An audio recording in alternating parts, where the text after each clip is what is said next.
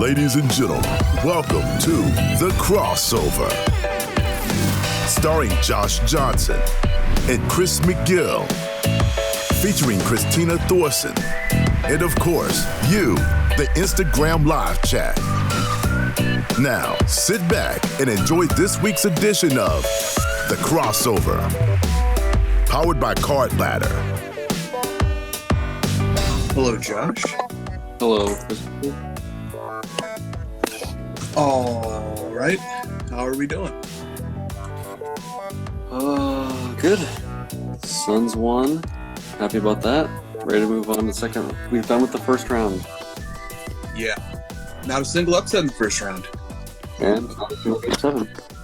And not even a game 7, indeed.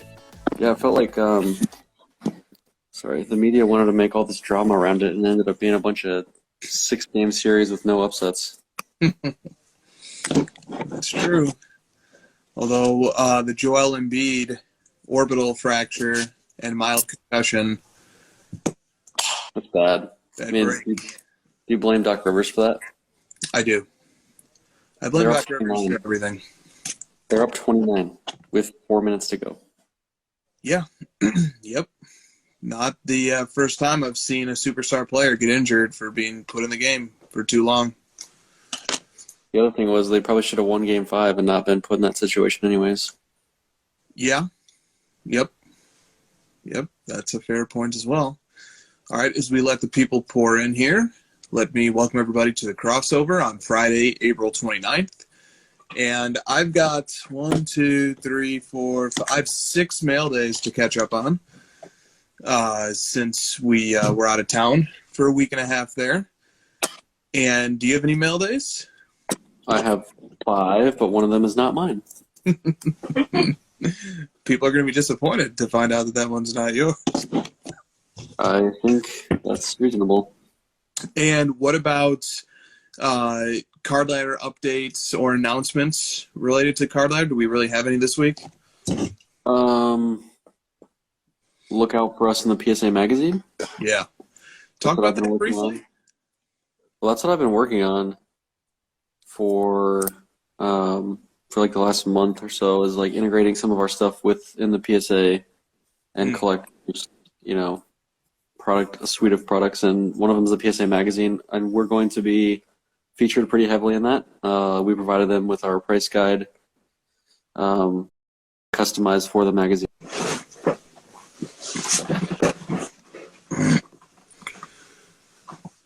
You back? Am I back? Yeah. Yep. Okay. Yeah. So, right, PSA magazine, supplying them with a price guide. Pretty exciting. That's it. I don't have anything to show. Got it.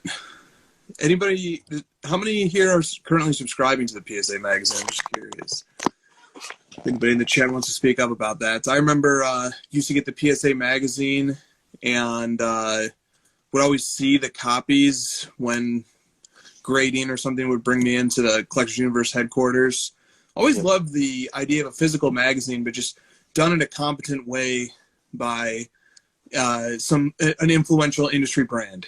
And I think PSA is carrying that torch and filling a void that, a lot of us 90s collectors feel has been there ever since, Beckett Magazine was heavily focused on editorial-related content in the 90s. So very excited for PSA Magazine to set the standard once again for collector-based content.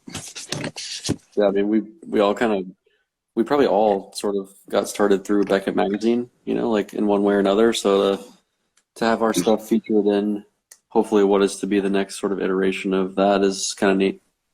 Yeah, it is. So we won't spoil too much of like how it looks or whatever, but I do look forward to getting feedback from people when people check out the PSA magazine. That's going to be a lot of fun. All right. Mail days. You want to go first or me? You go first. I feel like I always go first. I'll go first. First of all, congrats to this guy, Jaren Jackson Jr. Nice. Moving on to the second round. This is from the 2018 Prism Gold Luck of Lottery set, which Christina and I are trying to complete in BGS 9.5. Second up is I don't think I showed this. Did I show this in the crossover? This is the 2016 first year Optic gold vinyl 1 of 1 of my second favorite running back, Le'Veon Bell. Is that centering like way off? It's not great. Like the left to right is not great. You would think on a one-on-one they would like try a little harder on the centering.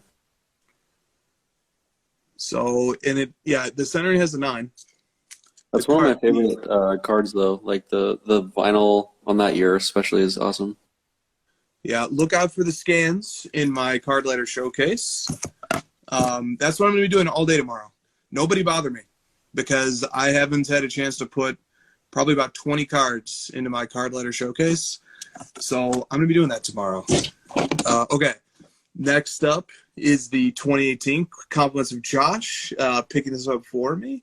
2018 Prism Gold, Jokic, PSA 10, which makes 4 of the 6 Prism Golds of Jokic now satisfied. 2 monster cards for the PC here. 2017 Select Die Cut Black 1 of 1, Christian McCaffrey. Nice. PSA 8. Mm-hmm. Beautiful card. Absolutely love this card. And another rookie Black 1 of 1 for McCaffrey, also Select. This is the 2016 Select XRC Black 1 of 1 BGS 9.5. Yeah. Every year Select issues about 20 or so, maybe less, redemption cards for the next year's draft class that can be redeemed once those draft picks are known. And this comes from that set. Just awesome cards.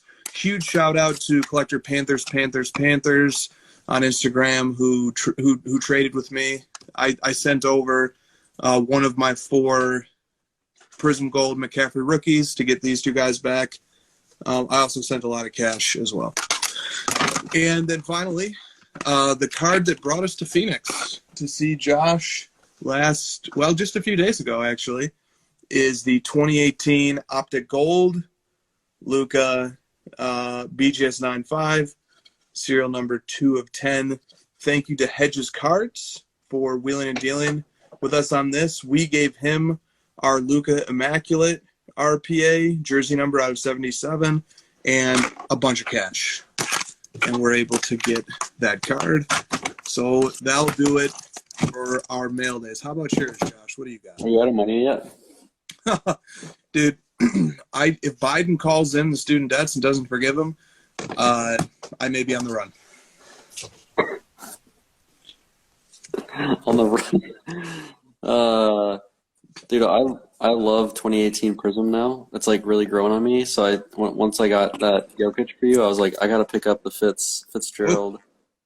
And I'm trying to pick up a couple others of this, or one other one of this, that you know about. So that's a neat one.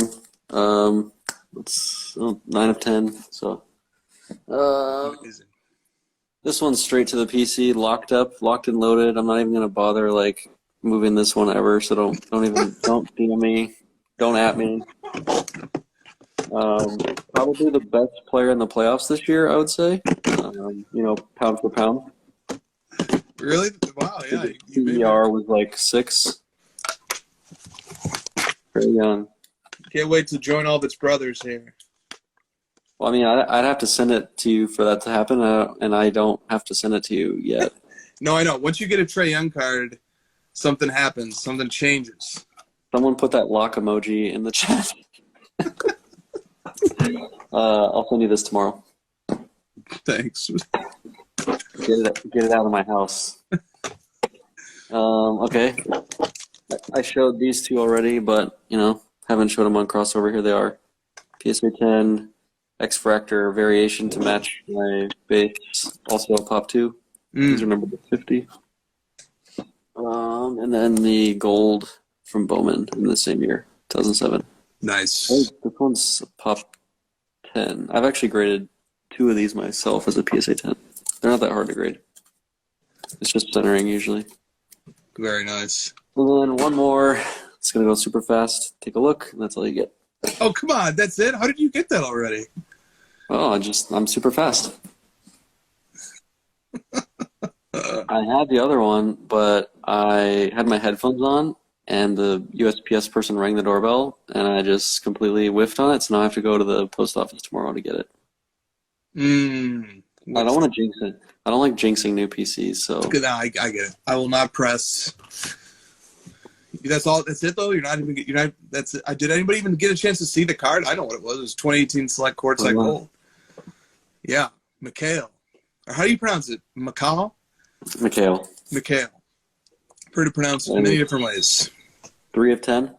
I mean, honestly, dude, I'm such a sucker for PSA 10s and gold. Like I'm not like a big select guy, but PSA 10, gold, rookie, sure. That's awesome. All right. Well, let's get into some content here based on the questions. Lots of questions, lots of big topics. Should make for some pretty clean segments in the show tonight.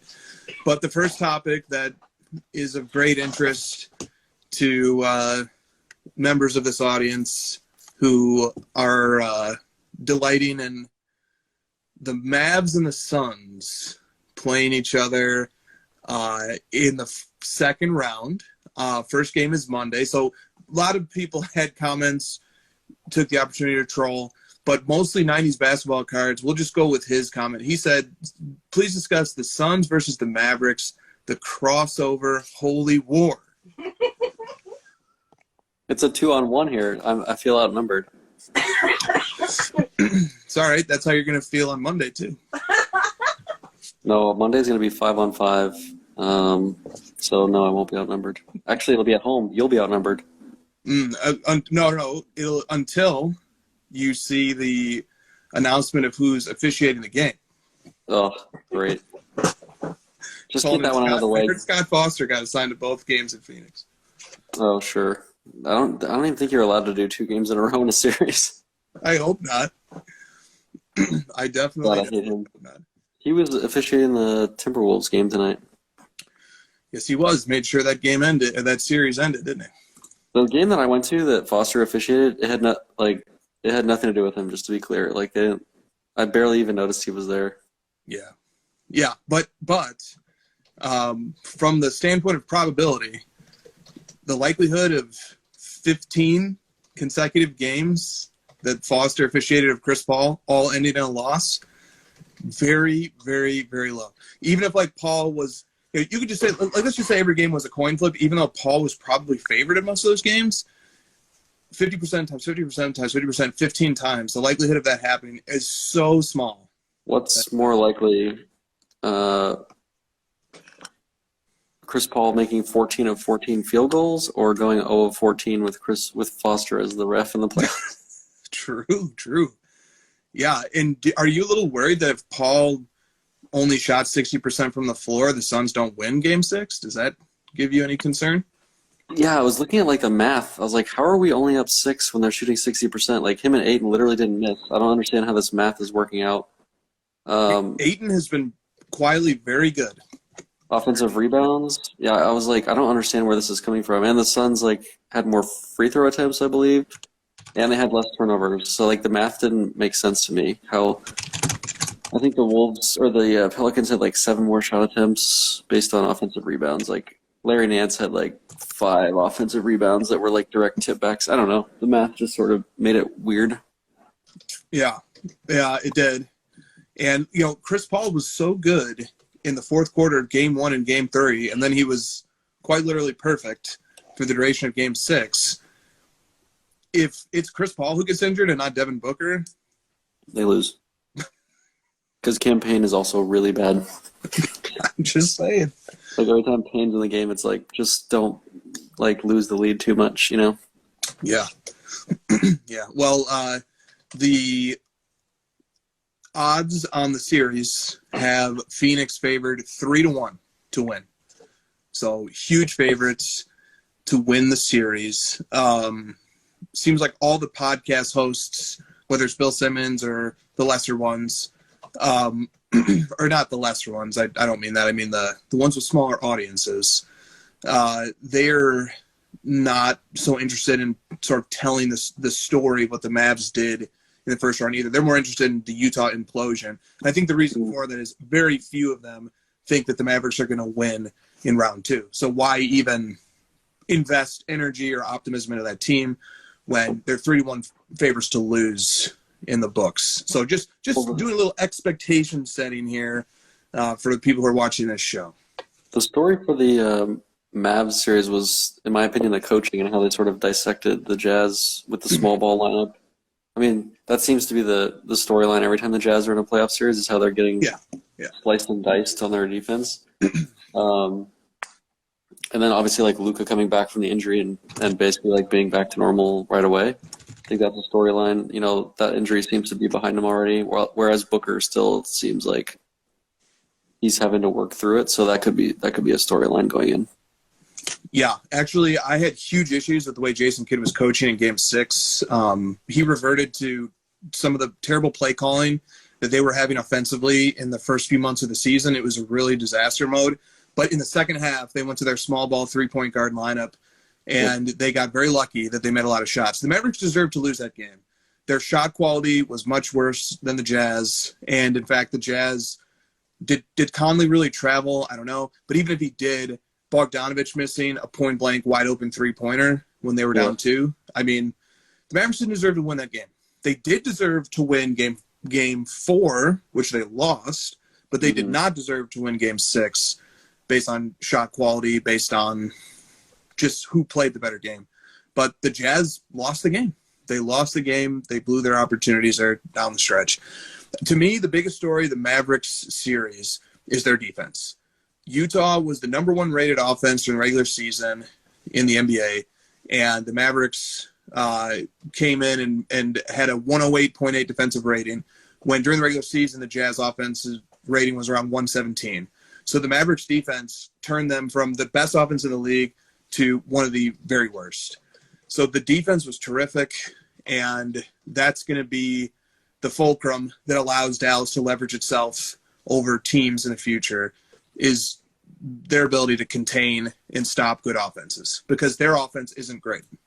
So they need their defense to be great. And it was. Their defense was really good. So that was the story of the first round to me for the Mavericks. What was the story of the first round to you in the Phoenix Pelicans series? The Devin Booker injury really like threw off their sort of lineups, and it threw off because they rely on Booker for a good majority of their playmaking, not just like scoring and shot making, but their playmaking. And he's also a great defender. It just really threw off their lineups, where they had to play Payne earlier and they didn't know what to do with Shamet. And then they had to sort of like trickle down some of the scoring load into Aiden, and it just sort of threw them off. But I think, the Pelicans obviously played really well.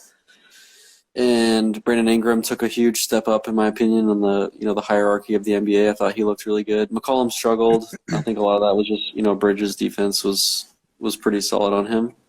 And then, I could have just like scrapped all that and just told you CP3 was the reason that they ended up, taking the series in 6, because he was incredible. He's just like,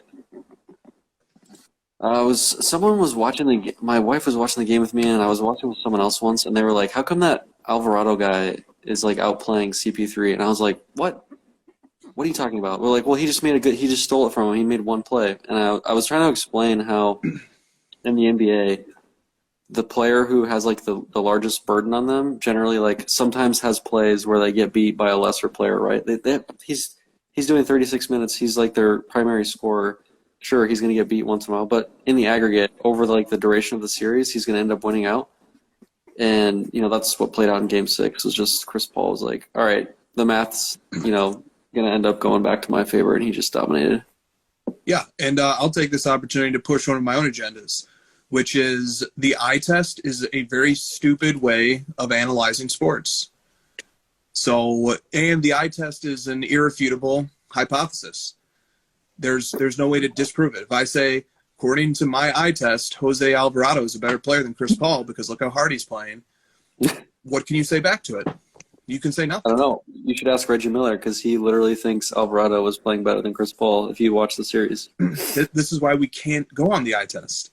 This is why we use metrics and measurables that have demonstrably contributed to increasing the likelihood of winning. And the other thing on that was they were like obsessed with Herb Jones and his defense. Herb Chris Paul shot like 80% when being guarded by Herb Jones, and Devin Booker was like 60%. Bridges was like 65% shooting. The only players who struggled were Jay Crowder and Cam Payne, and they struggled no matter who guarded them. So Herb Jones, like statistically, actually had a bad series on defense. Yeah, but he had a couple of cool blocks, and sure. Yeah, I saw that stat as well. Yeah. In fairness to Herb Jones, holding Chris Paul to only 70% field goal is probably better than anybody else who guarded him. But I think Ayton shot 70% in the series. Yeah, that's it. So if you want to look forward to the Mavs series, and obviously we have some rooting interest opposing, so it could get interesting. But I'm interested to see how Ayton plays in the series, given that he no longer has to go up against Valanciunas, but also because the Mavs look to exploit centers. Yep. And so that's going to be a really interesting. Like, is Ayton going to be enough to overcome the other end of the floor on offense? Yep, that's a huge question. Will the Mavs try to go 5 out? Will the Mavs run their death lineup of Dinwiddie, Brunson, Luka, Dorian Finney-Smith, and Bullock, and try to put Ayton on an island or generate open threes. Yeah, Ayton's a lot quicker on foot than Gobert, so it's not quite the same. But he is obviously very tall and much slower than a non-center. Yeah, no, he's a better switch defender, but no one else is in the league is anywhere near the rim protector that Gobert is. So if you can get a quicker guard, if you can get Ayton to switch onto a quicker guard, the Mavs literally would refuse to shoot layups just because Gobert was there. That's how good that guy is at protecting the rim. So. Yeah. I mean, they just completely negated him by not even trying. Like you said, we're just not going to go in the paint. He's a very scary player to go up against. All right, so I want to talk about some of the other players. Like you touched on Ingram. There's a few other players that are worth talking about and breaking down from round one. But just before we get to that, here's the schedule. All right, so we can plan. And Christina should be proud of me. Josh should be proud of me. I'm going to try to attempt to do a little planning here because this subject is of great interest to me. So we have Mavericks. Christina. We have Mavericks Suns on Monday and Wednesday. Both games in Phoenix at 9:00. Are you going to either of those games, by the way? Probably, yeah. And then game 3 is Friday in Dallas at 8:30 Central Time, which means that game will be getting over right at 11:00 crossover time. So my question to you is, should we just reschedule next week's crossover right now? Should we move it to Thursday night or Saturday night? Should we just do that right now? The game ends right before the show? Yeah, I mean, the game starts at 8:30. NBA games are usually 2.5 hours. So the game will be getting over right at 11 Central, which is when the show starts. Perfect. One or both of them. I don't want to get a text message from Josh like 30 minutes before the games. I'm like, I don't know if I can do the show tonight. I'm going to be too we'll be up 3-0 by that time. We'll just, I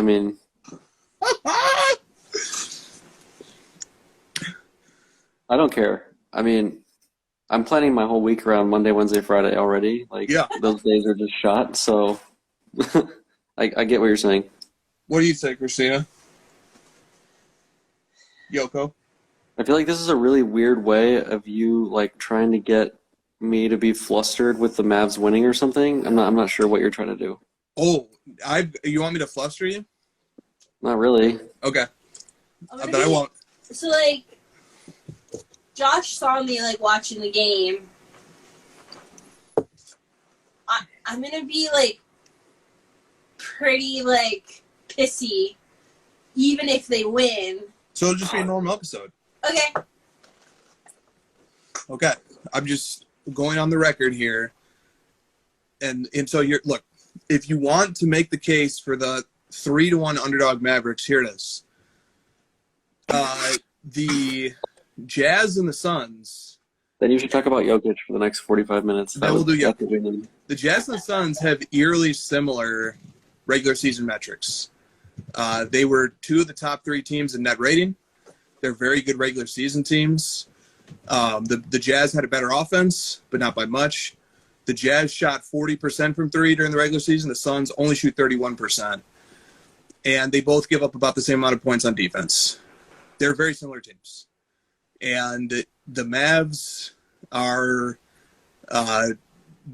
well-versed in taking on these regular season behemoths now. So I can't. if you want to you better just change topics because you just compared the Suns to the Utah fucking Jazz. The Jazz are a good team, man. They're constantly underperform. Yeah, they're really good in the regular season, and then they flop like every other year. They also have Mike Conley instead of Chris Paul. They're a downgrade at literally every position except for center. Yeah, that's fair. That's fair. But their center has a better net rating than any player on the Suns. He's very good. He has a better net rating than anybody on the Mavs. So, yeah, and he barely can play in the playoffs. That's great. I don't care about net rating if you can't even play in the playoffs.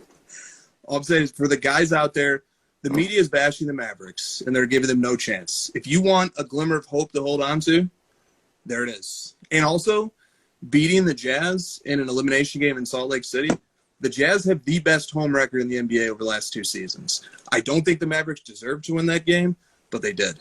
So if you want a Mavericks – and I'll give the Suns. Do you not even want to give the pro-Suns case because you don't need to because you're 3-1? I don't know, man. I just had to listen to you compare the Suns to the Jazz. Pretty much like the most offensive thing you could possibly do. I don't need to say anything. The Suns like play will speak. I don't need to like throw metrics at you.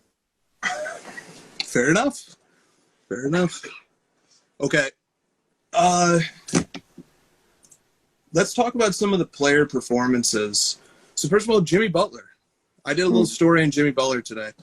His PER was 34 in the first round on 37 minutes, 31, 8, and 5, 54, 44 shooting splits, plus 3 steals per game. He was the best player of the first round. 0 hobby love. Nobody's posting his cards. What can we say? We talk about Jimmy Butler. He's a 6-time All-Star, but that's about where the resume starts and stops. What can we say about Jimmy Butler and the Miami Heat? Well, it seems like their path got much easier after today's news of Joel Embiid. I mean, it's going to be a kind of a blowout if Embiid doesn't play, right? Yes. Yeah, Butler was good. He also sat out a game, which was odd. It seemed like maybe he might have some injury things going into this next round. Yep. I mean, the East to me is just like the same as last year, where the conference championship is actually in round 2, in my opinion. Like, I just think the Celtics and the Bucks are the better teams. And so, but the Heat made the finals a couple years ago, and they have Jimmy Butler and they have Bam Adebayo. They've got a strong team. They're not going to go down without a fight. Yeah, Butler's been really good. Yeah, and they've been winning games without Lowry as well, who he's like pretty important part of their team. Oladipo, that's the other. He just like, I mean, it was mostly because they benched everyone, and that he just kind of was the de facto. But he looked good.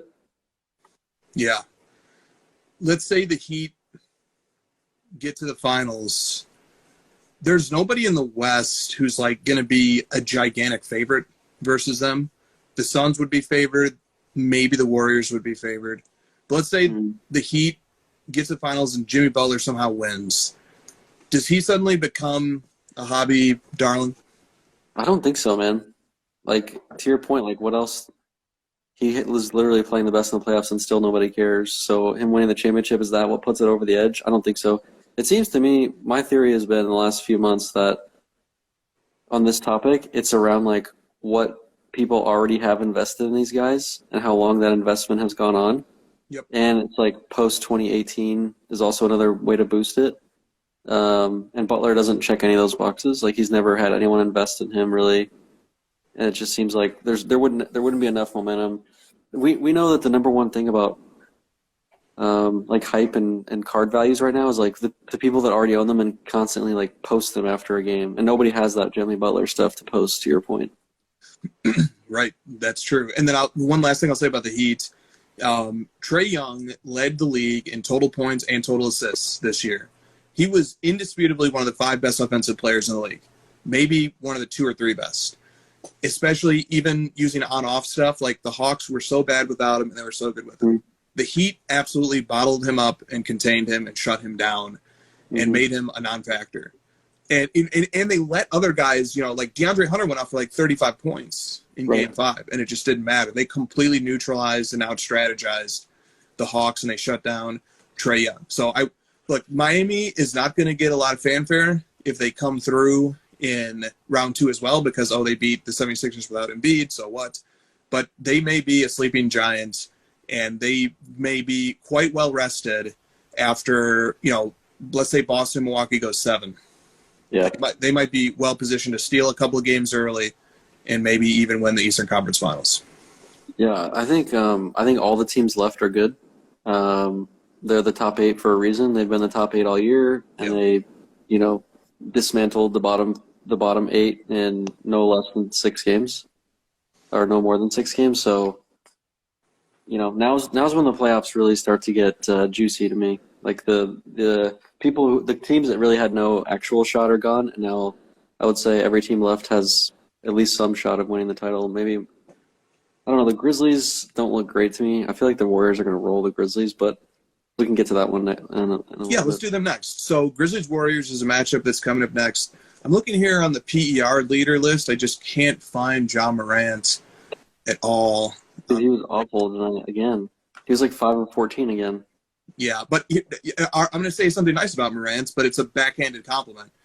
He has taken a deferential role. Even though his minutes are going up, he's shooting far less, and he's passing and rebounding more. And he's putting forth more effort on defense and more effort in the limited transition opportunities that they get. I think he's recognized, and the team has recognized, that maybe he doesn't need to be the focal point of the offense. Maybe he shouldn't be. But he can make valuable contributions in a number of other areas. So even though his points per game is way down versus the regular season, I think regular season about 27 points a game. Now in elevated minutes, he's down to 22 or 21. So he's scoring way less, but he's contributing in other ways, and he's trying to do what his team needs him to do to win. So that's the nice thing that I'll say about him. But metrics-wise, advanced metrics, counting stats, this is not an MVP candidate. Point blank.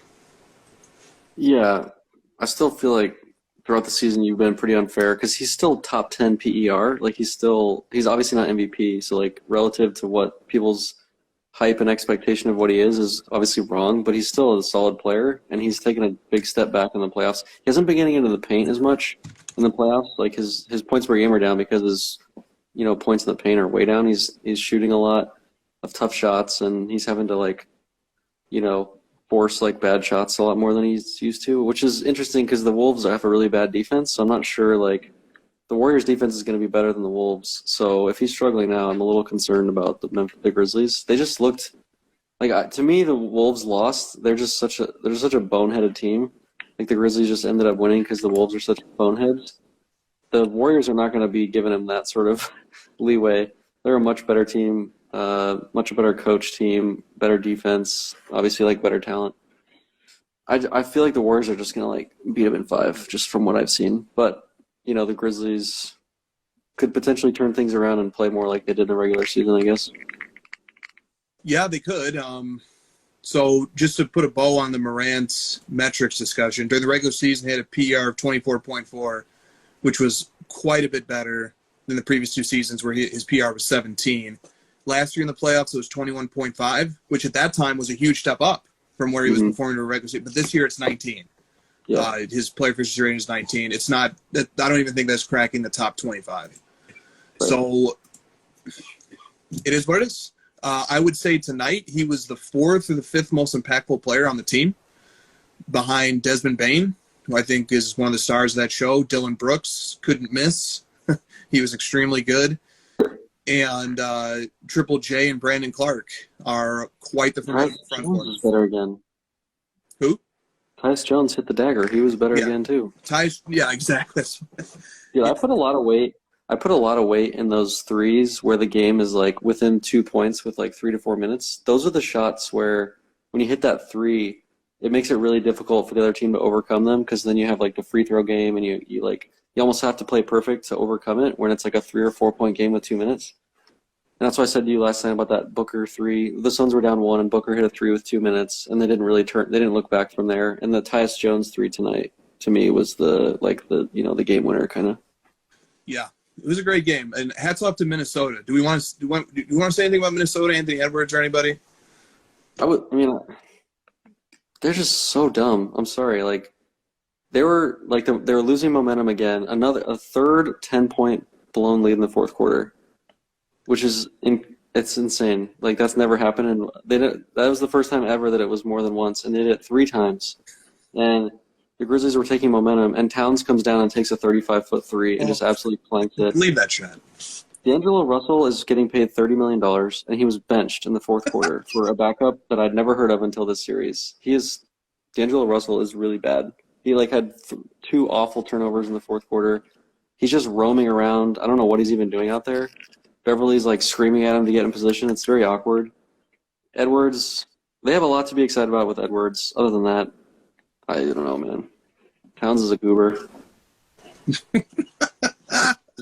They're down, and they just they showed the coach what are you doing, man? A 35-foot three when we're down 1, or they were down 3, I believe, and he just hucks a 35-footer.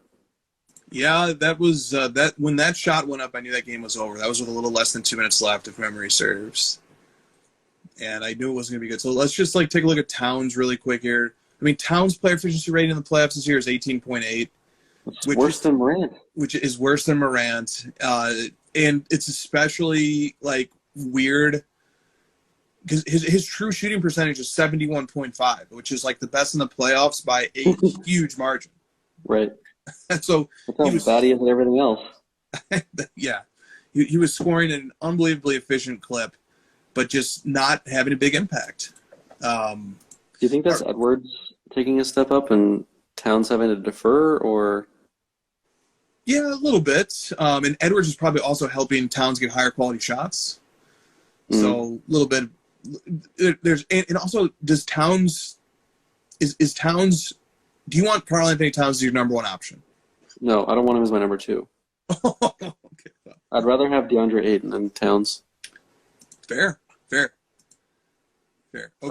What do you think about Edwards' future in the hobby?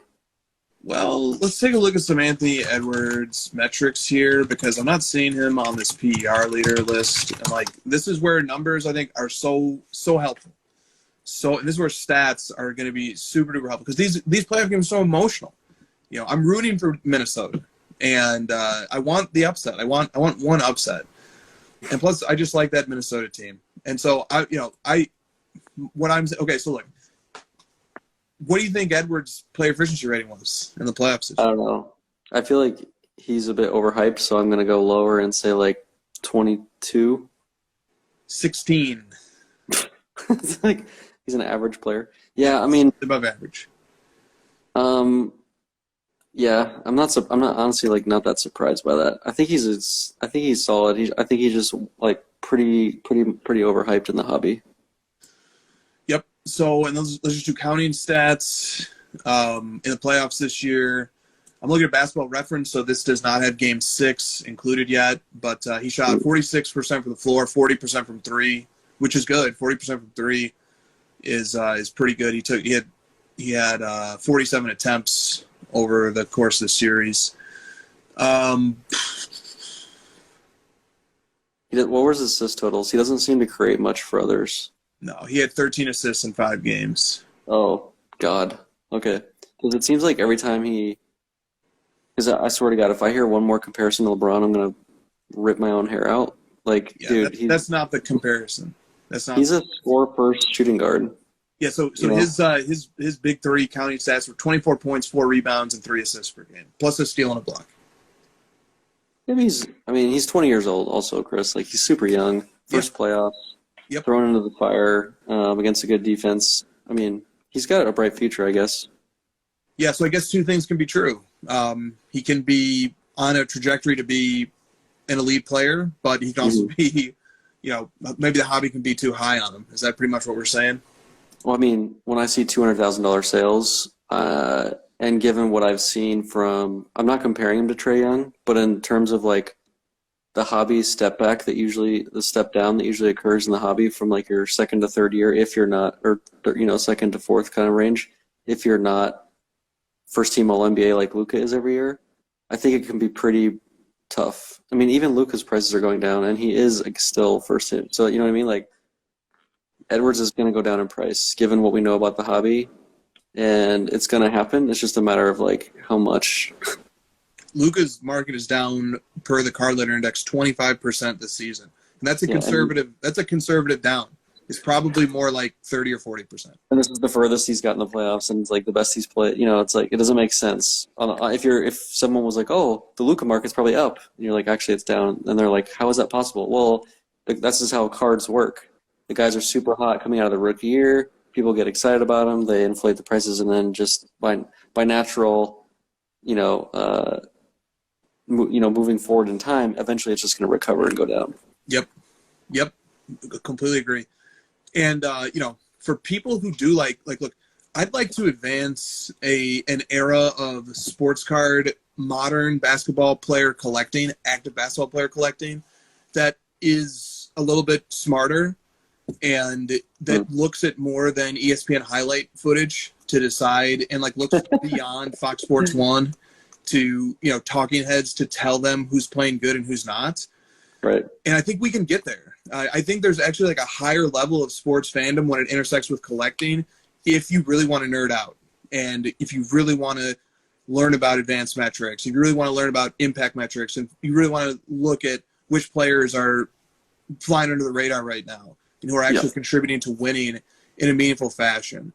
I think there's like baseball collectors. I listen to them talk sometimes, and they are very interested in what advanced analytics say. And that's partially because baseball is a more individualistic sport, but they're very interested in it. They're very interested in historical arguments. They're very interested in who's the best all time. They like to debate, is Pujols or Trout going to have the better career when it's all said and done? They debate things like this. It's just a little more sophisticated. It's a little more intelligent. There's so much space in basketball to have those discussions as well, and for it to intersect with collecting.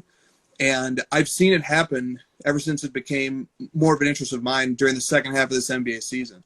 Like Jason Tatum, his market is now gaining a lot of momentum because of the Brooklyn Nets series. But anybody who was paying attention would have seen that he was on this trajectory for the entire second half of the season. Right. That the Celtics had the third best record in the NBA over the last 48 games. Mm-hmm. So there's so much. There's such an edge that a collector of modern active players can get if he or she really wants to understand metrics, understand numbers, and go beyond, talking heads on sports. So, let me pause if you want to say something. I just kind of wanted to give the other side of this take. Yeah. Because I feel like it's worth exploring. Mm-hmm. One of my favorite parts about the hobby is that it allows you to spend your money how you want, and maybe your goal isn't to collect the best player or to like project the next best player or to project a player whose value is going to go up. Maybe your goal is to find someone who intentionally you feel is whose stats aren't good enough to get into that tier, so that you can afford them and you can get more creative with getting your favorite sets, etc. This is one of the that's like one of the reasons I collect Penny Hardaway, is like I love 90s, but I just can't afford the best PER player of the 90s, which is Michael Jordan. It doesn't make sense to me financially to pursue that, given that I also collect LeBron. Like I have to have some sort of, and Penny Hardaway's stats are probably not good. I haven't even looked, right? It's totally emotional. So I've got like my PER monster in LeBron where I focus on the stats, and then I've got my other side, which is just all emotion, and it's just all pure like exploring the cards themselves, and I'm not worried about the stats. That's just the other side of it. And your point is well taken of to get the edge, right? If you're looking, if this is the path you're in, you should use the stats versus like if you're doing the eye test to figure out the next best guy to collect. If that's your path, absolutely use the stats. I just thought it was something to explore. I love that point. I totally agree with that point. If the rebuttal or the counterpoint is like, hey, actually, I just prefer to collect players that I like, who are maybe on the team that I like, or there's somebody. Like, what are you going to say to that? Nothing. That's great. That's right. The hobby will always be a welcoming space for that person, I think, and that person can flourish and thrive in this hobby. The reason go ahead. No. Well, I was going to say the reason I brought it up is like I can see a world where there's a fan base out there for Trae Young and Anthony Edwards where they fully admit that they're not going to Totally win a championship and they're not going to ever be, an MVP caliber player because of their inefficiencies and, some of their weaknesses, but they just love those players because of their tenacity and that's like the Devin Booker thing for me. Is like, as a fan of Phoenix, as a biased fan, I'm just always going to like him because I've seen enough of like his sort of, killer instinct or whatever you want to call that, his little X factor. I've seen enough of it in interviews and, in the city and stuff where I'm like, I don't really care if he doesn't win a championship, you know what I mean? So 100%. Love that point. The point that I'm responding to is that there's a notion that certain players are better than they are because the media is representing them to be that. Right. And, I am a collector who actually does want to collect the best players. That's something like that's why I settled on Michael Jordan. My favorite player in the 90s was Akeem Olajuwon. He was my favorite player. I wanted to play like him. I was like 7, 8, 9 years old when they were winning their 2 championships. But when I decided who I was going to collect, I wanted to collect the best. I wanted to collect the best player. So that's why I went to Michael Jordan. And then there are lots of strong connections being from the Chicago area, whole family full of Bulls fans that made that a really easy fit. But Jordan was, I wanted to collect the best player. And so once again, as I look at the modern landscape, that's what I want to do again. I want to collect the best players. And especially if the best players are somehow like underrated from a narrative point of view, that is fascinating to me. Like, I'm keeping an eye on Jimmy Butler for the rest of this playoffs. I'm not going to become a Jimmy Butler collector anytime soon, but if this guy continues having a PER of 34 in the playoffs and the Miami Heat do something magnificent and win a title, to me that will be something very interesting to keep an eye on from a collector point of view. There's like Giannis even is another guy who people like say, oh, Giannis is so great and exciting to watch, because he has these dunks and these highlights. But if you actually contextualize it with numbers, this guy, his case as a top 15 all-time player just gets stronger and stronger as the seasons and the playoffs go by. But the flip side of Giannis is that he's going to get a really big test next in round 2, and he doesn't have his second best player with him. So this is I don't want to just like do this big LeBron thing. You did a Jordan thing, so I want to do a little LeBron thing. Do it if I could. This little Giannis series coming up in the second round is something that LeBron would definitely get past, and he did it so many times. He made 8 straight NBA Finals. He rolled through the East. It didn't matter who was on the other side in a lot of cases. So I'm definitely looking at Giannis because people are like, you're putting Giannis top 15 after one run. Mm-hmm. LeBron did it 8 straight years to the finals. It's like I want to see, if I'm gonna be comfortable putting Giannis in the top 10, like I need to see this several more times. That's just sort of like a little side rant. But the reason I've always liked LeBron is I liked him early on because I felt he was like the best can't miss prospect, and I was his age when he came into the NBA. And I liked him because he just kept doing it. He just kept like getting better, and he kept living up to expectation, even though people were looking for him to fail and stuff. And I just like stuck by him as a person. I enjoyed like riding it with him through all those years. So like again, I never even approached it from the analytics side. It just happened to be that he was pretty decent at the analytics. So yours is an interesting way of doing it, and I kind of like it. It's like the new modern way of collecting. Yeah, I think it is. So let's touch on Milwaukee, Boston is a series that's going to happen. Hobby point of view, obviously Giannis stands to, Giannis from the hobby point of view, a win in this series will be pretty impactful, and a loss will be forgivable, I think, without Middleton, because Giannis is not LeBron. Okay, so like let's just not saying that if he loses this series, it's not like a huge demerit against him. The Celtics are good. Yeah. So it's speaking of the Celtics. So Jason Tatum, do you want to do it like can we have a Bill Simmons podcast without 85 Tatum references. Did I send you that one where like the first words out of his mouth on the podcast? It was a clip. It was like a cutout clip, and it was like Jason. I was like, "You gotta be fucking kidding me! This clip isn't even about Jason Tatum." Yeah. Now, like, obviously, this is coming from a great place of hypocrisy because I love to talk about my favorite players too on a general topic show.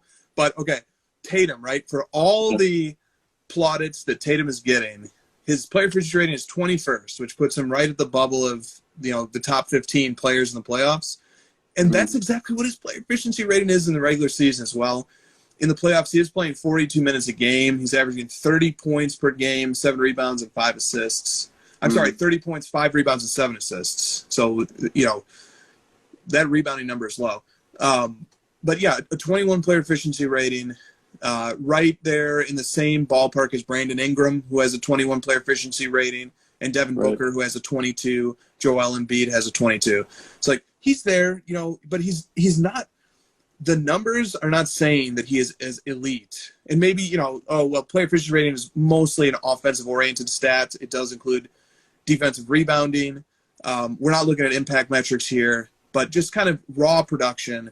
Tatum is not producing at the level of the Jimmy Butlers of round one. But, Tatum is receiving Tatum has overtaken Kevin Durant as the best player in the world. Is a take that several people have been willing to have. So let's talk about Tatum, Tatum's place in the hobby, what round 2 means for him. I think Tatum is not quite as important as Giannis in this regard of like, who would it help the hobby most if they were to win? But he's up there, man. I feel like because he's, sort of a younger player and he's like he just went toe to toe with Durant to your point, and to be fair, like on the PER thing, he guarded Durant for the majority, so that had to take quite a bit of his energy away from the offensive side and potentially hampered his PER. But he just is, a tall, small forward, young player. He's got the eye test, as it were, of the next superstar. Like his style of play is exciting. So, I get why he has so much hobby love. I think he's an exciting guy, and he's got a chance to move up the statistical rankings over the next few rounds anyways. He's going to be going up against pretty strong competition for 3 straight rounds here if he were to get that far. Yep. Also, if he wins a title and a finals MVP, like now all of a sudden there's going to be reason to say this guy should be priced the same or more than Luka. He should be priced closer to Steph Curry. There's going to – that movement will happen. What do you say about that? Closer to Steph Curry? I draw the line there, sir. I don't even like Steph Curry, and I don't know about that one. I'm not saying that it's right or that it's logical, but that's going to be the move, I think, hobby-wise. If he wins the title, you're right. There's going to be a flood of excitement. But Curry has 3 titles and 2 MVPs, and I believe Curry on the PER rankings for the first round, I think he was maybe like 5th or 6th. Yeah, he was at the bench. He's coming off the bench. Yeah, he was very good in the first round, coming off the bench indeed. So or maybe the player that people will be comping Tatum to price wise is Giannis, who's his PSA 10 and TRPA. Yeah. Let's see where Card Ladder has that. If he wins a ring, I don't see how that's too egregious, right? I would consider it highly egregious, but that's just 2 MVPs versus 0. Dude, the MVP is a pretty important stat. I feel like it's really, really important because, one guy wins it, and it's really, really fucking hard to win an MVP. And it's usually the highest PER, isn't it? Like 9 of the last 10 are like highest PERs. So that not only are you winning, but you're also like a very efficient, good player. He's not really even come close to MVP voting and never really been in the discussion of this is the first year. So like, as far as like, the pantheon of players, he's got a long, sled ride ahead here. Yeah, maybe his career takes on Kawhi Leonard-esque feel, where he's never, a regular season MVP, but Tatum has been to 2 Eastern Conference Finals. Decent chance. They are favored to make it again this year. It's like, let's just do a comparison here. It's like a Giannis NT RPA and a BGS 9.5, which sells more frequently, so that's maybe a fair comparison here. Giannis's card ladder value is $550K. Tatum's NT RPA BGS 9.5 on card ladder is it's 40. It last sold for $45,000 about a week ago For a 9.5? for a 9.5. So a lot of those are two color, and the population on the Tatum is 56. The population on the Giannis is a 16. Yeah, it's almost like it's less than 10%. it's almost like after 5 years, let's say, Oh, yeah. and that's where you know where I'm going with this. Yep. After 5 years of being in the NBA, you really settle into like where your value should be. Mm-hmm. You know what I mean? Like, Yep. the first 4 years, you can basically just throw a lot of it out, and a lot of it's like hype and investment and stuff. And after 5 years, it's like that stuff's all gone. That's faded. How good are you? You know, like where do you rank and stack? Like the LeBron to Kobe to Jordan ratios, all to me like line up very nicely. Moses Malone jumps up because of the ranking. Like it all just starts to put itself into place very neatly.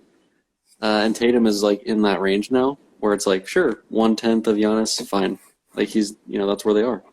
That is where they are. So I do think like Tatum, especially high end wise, and especially with how many pro Tatum media pundits there are right now, and the fact that to Tatum's credits, and I wanted to look this up just to be sure, but like 538's wins above replacement model had Tatum in second place this year in the entire league in the regular season. So there are impact metrics to say that Tatum is very good. I like to balance those out with his offensive production metrics, such as player efficiency rating, because that gives you a more balanced story that maybe some of the impact metrics that Tatum has, is benefiting from being on floor with the defensive player of the year for a lot of the time, which was Marcus Smart. And also, sharing floor time with Grant Williams and Jaylen Brown and Time Lord and Al Horford. Like, there's a reason why the net rating for that team, for that lineup is so good, and Tatum is a beneficiary of being part of that team. So, like, there's really only one player in the league this year who just won on every metric everywhere: offense, defense, production, etc. So he's still in the playoffs, right? He's still chugging along and dominating. Yeah, so let's talk about that. Let's go over to the Nuggets Warriors series here. The Warriors were amazing in games 1 and 2, and not so great in 3, 4, 5. And what's the difference?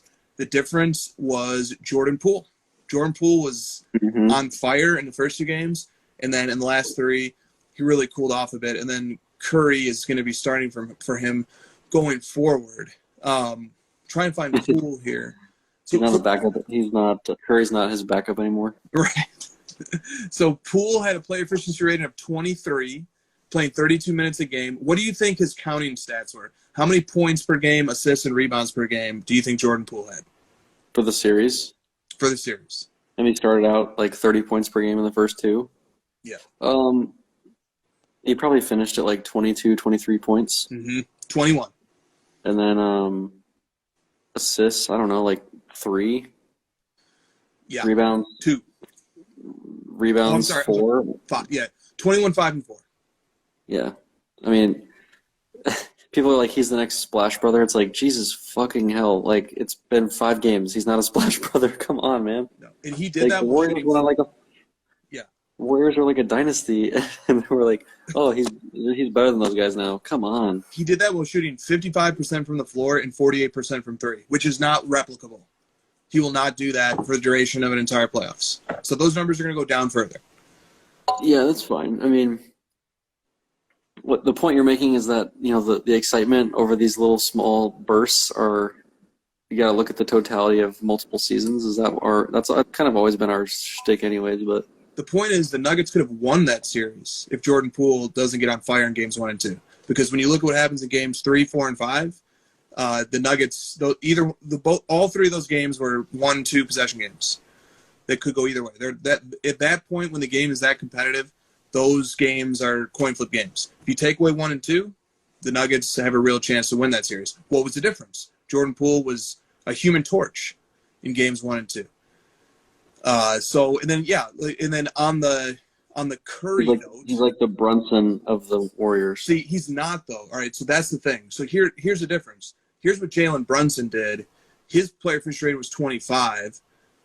He played 38 minutes a game. He was 28, 5, and 4 in that 6-game series. His production, and he's not a guy who's going to be going to the bench. His production across the board was more impressive than Jordan Poole's. But Jordan Poole's on-off numbers are much better than Jalen Brunson's. When Luka wasn't on the floor in Game 6 with the Jazz, the Mavs got killed.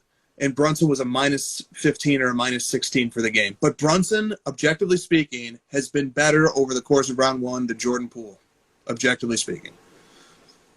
But that's not the fun narrative, I guess. Why do I feel like every episode of the crossover somehow weasels its way into Luka and Jokic having really good PER? I told you, man, I pick players and arguments that I know are home runs. Like, these guys are – how do you talk about the first round of the playoffs without talking about the fact that Jokic had a PER of 33? That Jokic's career playoff player efficiency rating is 4th all time. And it will end up being 1st once he gets enough of those games under his belt to offset his early career. So how do you not talk about these guys, especially when nobody else does? Nobody else wants to acknowledge the elephant in the room, which is that there are certain players out here who are doing ridiculous things on the court, and they're unstoppable players. It's like, look, and so it's on the record, so that, you know, Luka's playing. So it's on the record so that 2-3 years from now, when we look back and we say, oh man, who could have seen this Jokic thing coming or this Luka thing coming? Who could have seen it?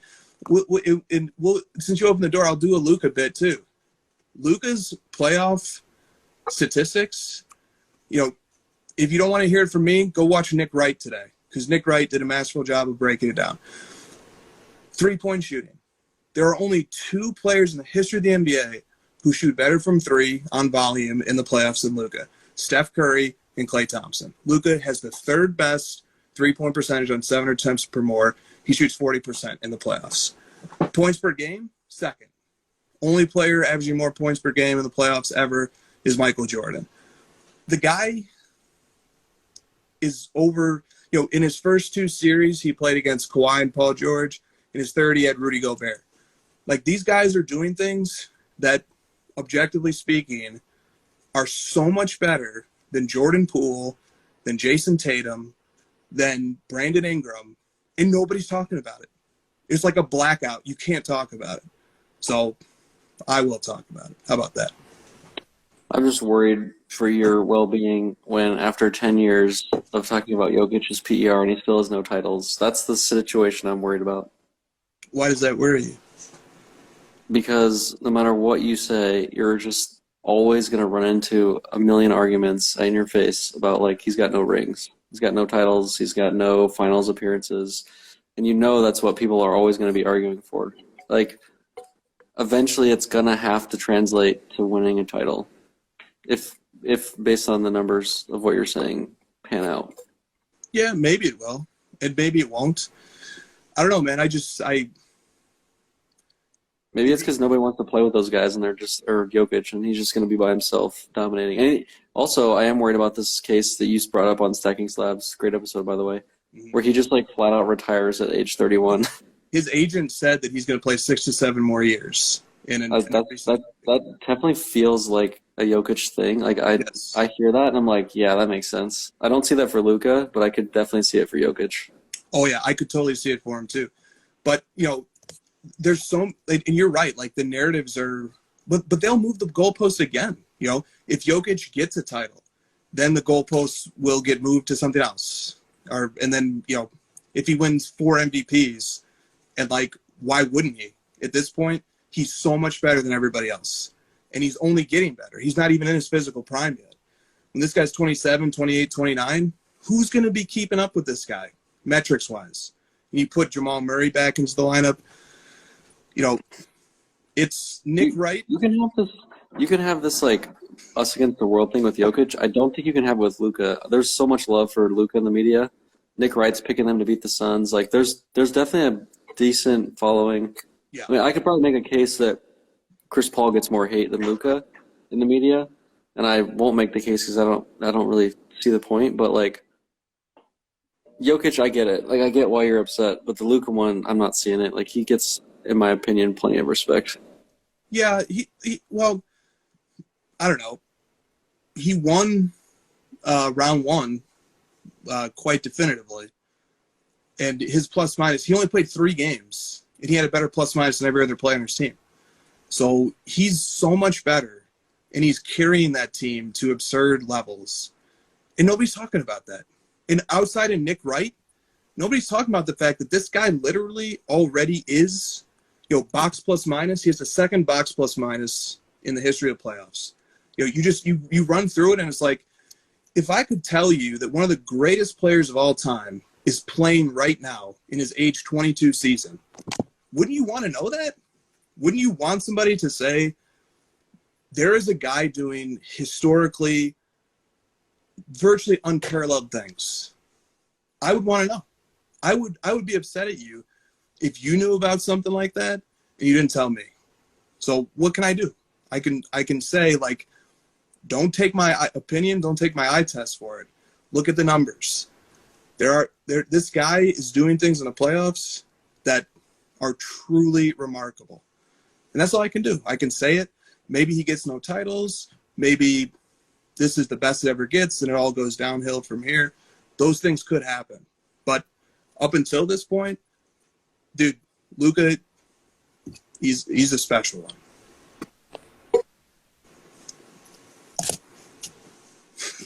Now, you have no rebuttal to that one? I mean, do you want me to talk about Chris Paul for the next hour? Is that what we're wanting? You can. I don't. You don't seem to have the passion.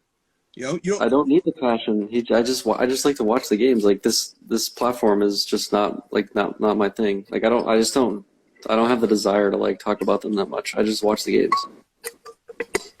Yeah. Okay, so that wraps up sort of. Do you want to say anything else about because Curry in the Warriors Nuggets series is worth talking about as well. His PER is quite good, 29. The Warriors, the death lineup calmed down a little bit after Poole, cooled off. But you have to look at the Warriors thing and say, the Warriors overtook the Suns to be the favorites to win the West based on their performance in the first round. Yep. If Curry wins, I think, that's a pretty good outcome for the hobby too. What do you think? Yeah, I mean, Curry's already got so much love in the hobby. I don't know that it will. I don't know about that. I think I'd rather see someone like Tatum or Giannis kind of continue their trajectory up, or even Luka, if that's what we're going for. But yeah, I mean, honestly, the Suns winning would probably be the worst for the hobby. Nobody gives a shit. If you want to talk about disrespected, nobody gives 2 fucking shits about any of the Suns players. Go look at their values.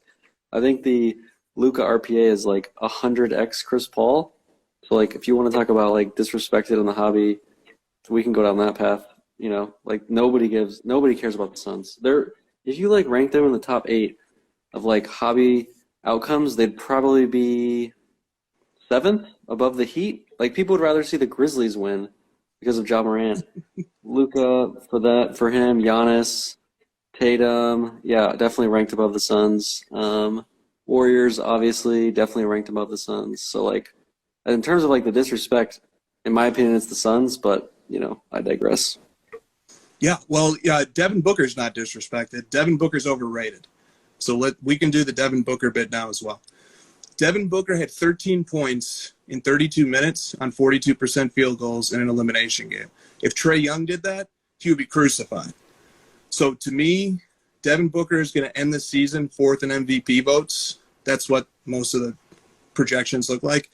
If you're an MVP candidate, 4th best, and you're putting up 13 points in a game 6 in 32 minutes, I don't know. Maybe, a BGS 9 RPA at $60,000. To me, that's probably pretty fair valuation. So, but on the Chris Paul thing, I agree. When you have a guy who shoots 14 of 14 in an elimination game, just literally plays a perfect game, top 4 PER in the playoffs, that guy should be getting a lot more respect than he does. But Booker, maybe you can bring me along. Maybe you can give me the case on Booker.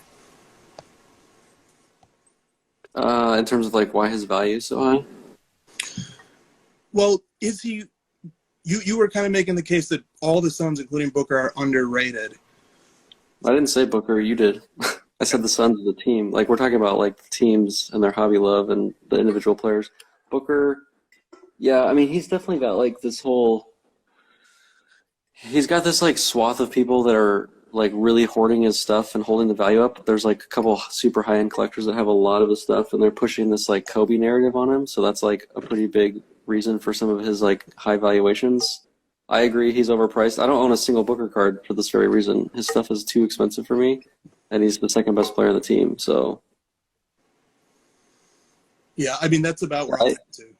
After the Suns won, and I was pretty excited about Paul the way he played, equally to the way you're excited about Luka.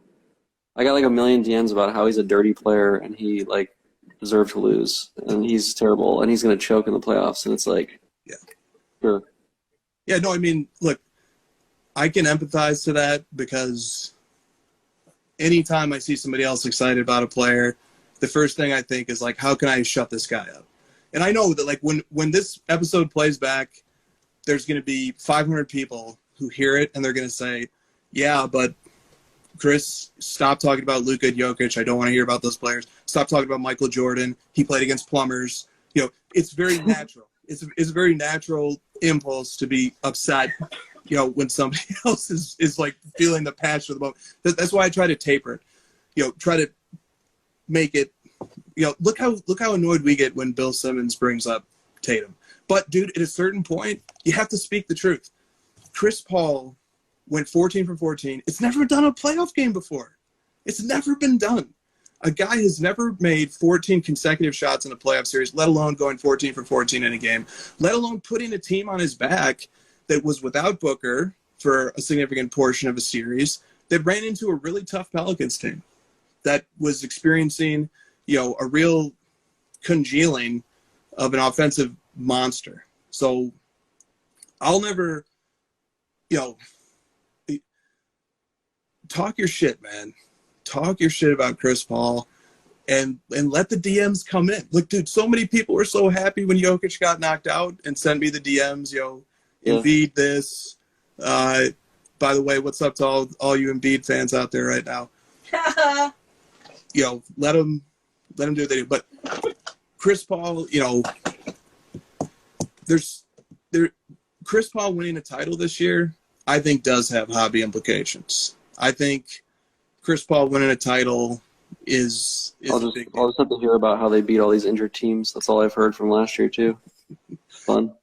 Yeah, I mean, well, they'll if they beat the Mavs, that'll be, assuming no injuries, that's a pretty good victory. And then in the conference finals, they'll probably have to take out the Warriors, so who they match up well against. So, yeah, I don't know.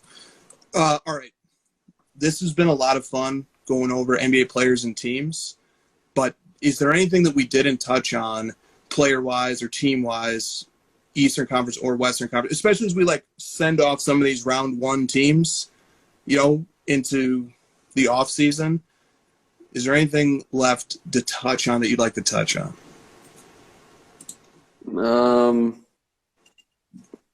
Not really. I mean, the Nets off season is kind of interesting to me. Kyrie's already playing GM. I don't really want to get into that, to be honest. Raptors, nothing really too interesting for me there. Nope, gone fishing. On to the next round. These are the top 8 teams. This is when the playoffs start to me. And do you have a prediction for Milwaukee-Boston? I'll stick with Milwaukee. This is like me being Skip Bayless and like picking for the team that should win because Giannis needs to prove it to me. Right. You know, that's like this slimy like way, but I think Boston's probably the better team right now. They're more balanced and dude, one of the worst takes of the year was when Charles Barkley said the Celtics should break up Jaylen Brown and Jason Tatum. And now he's probably going to pick them to beat the Bucks. Yep. Yeah, I want to give Boston a lot of respect for 4-0ing the Nets in the first round. I'm still not 100% believer in them. Even as, like, they were 35-13 over the last 48. They 4-0'd the Nets. I want to believe in Boston. Like, especially because I picked the Nets to win the East. So, like, I really should give a lot of respect to Boston. But still not there yet. I will be rooting for them to beat Milwaukee because to me it still feels like something of an upset. Despite the odds will be the reverse, it does feel like Milwaukee is a juggernaut. They are the reigning champions.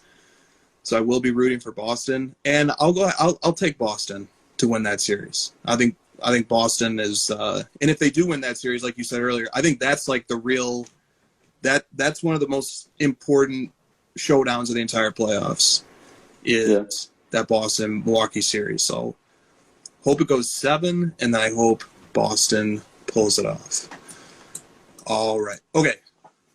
We had some really smart collector questions this week. First one coming from JGP Collectibles. He says, were collectors and hobbyists, were they conscientious of the market before the pandemic boom of 2020? And this is a very adorable question.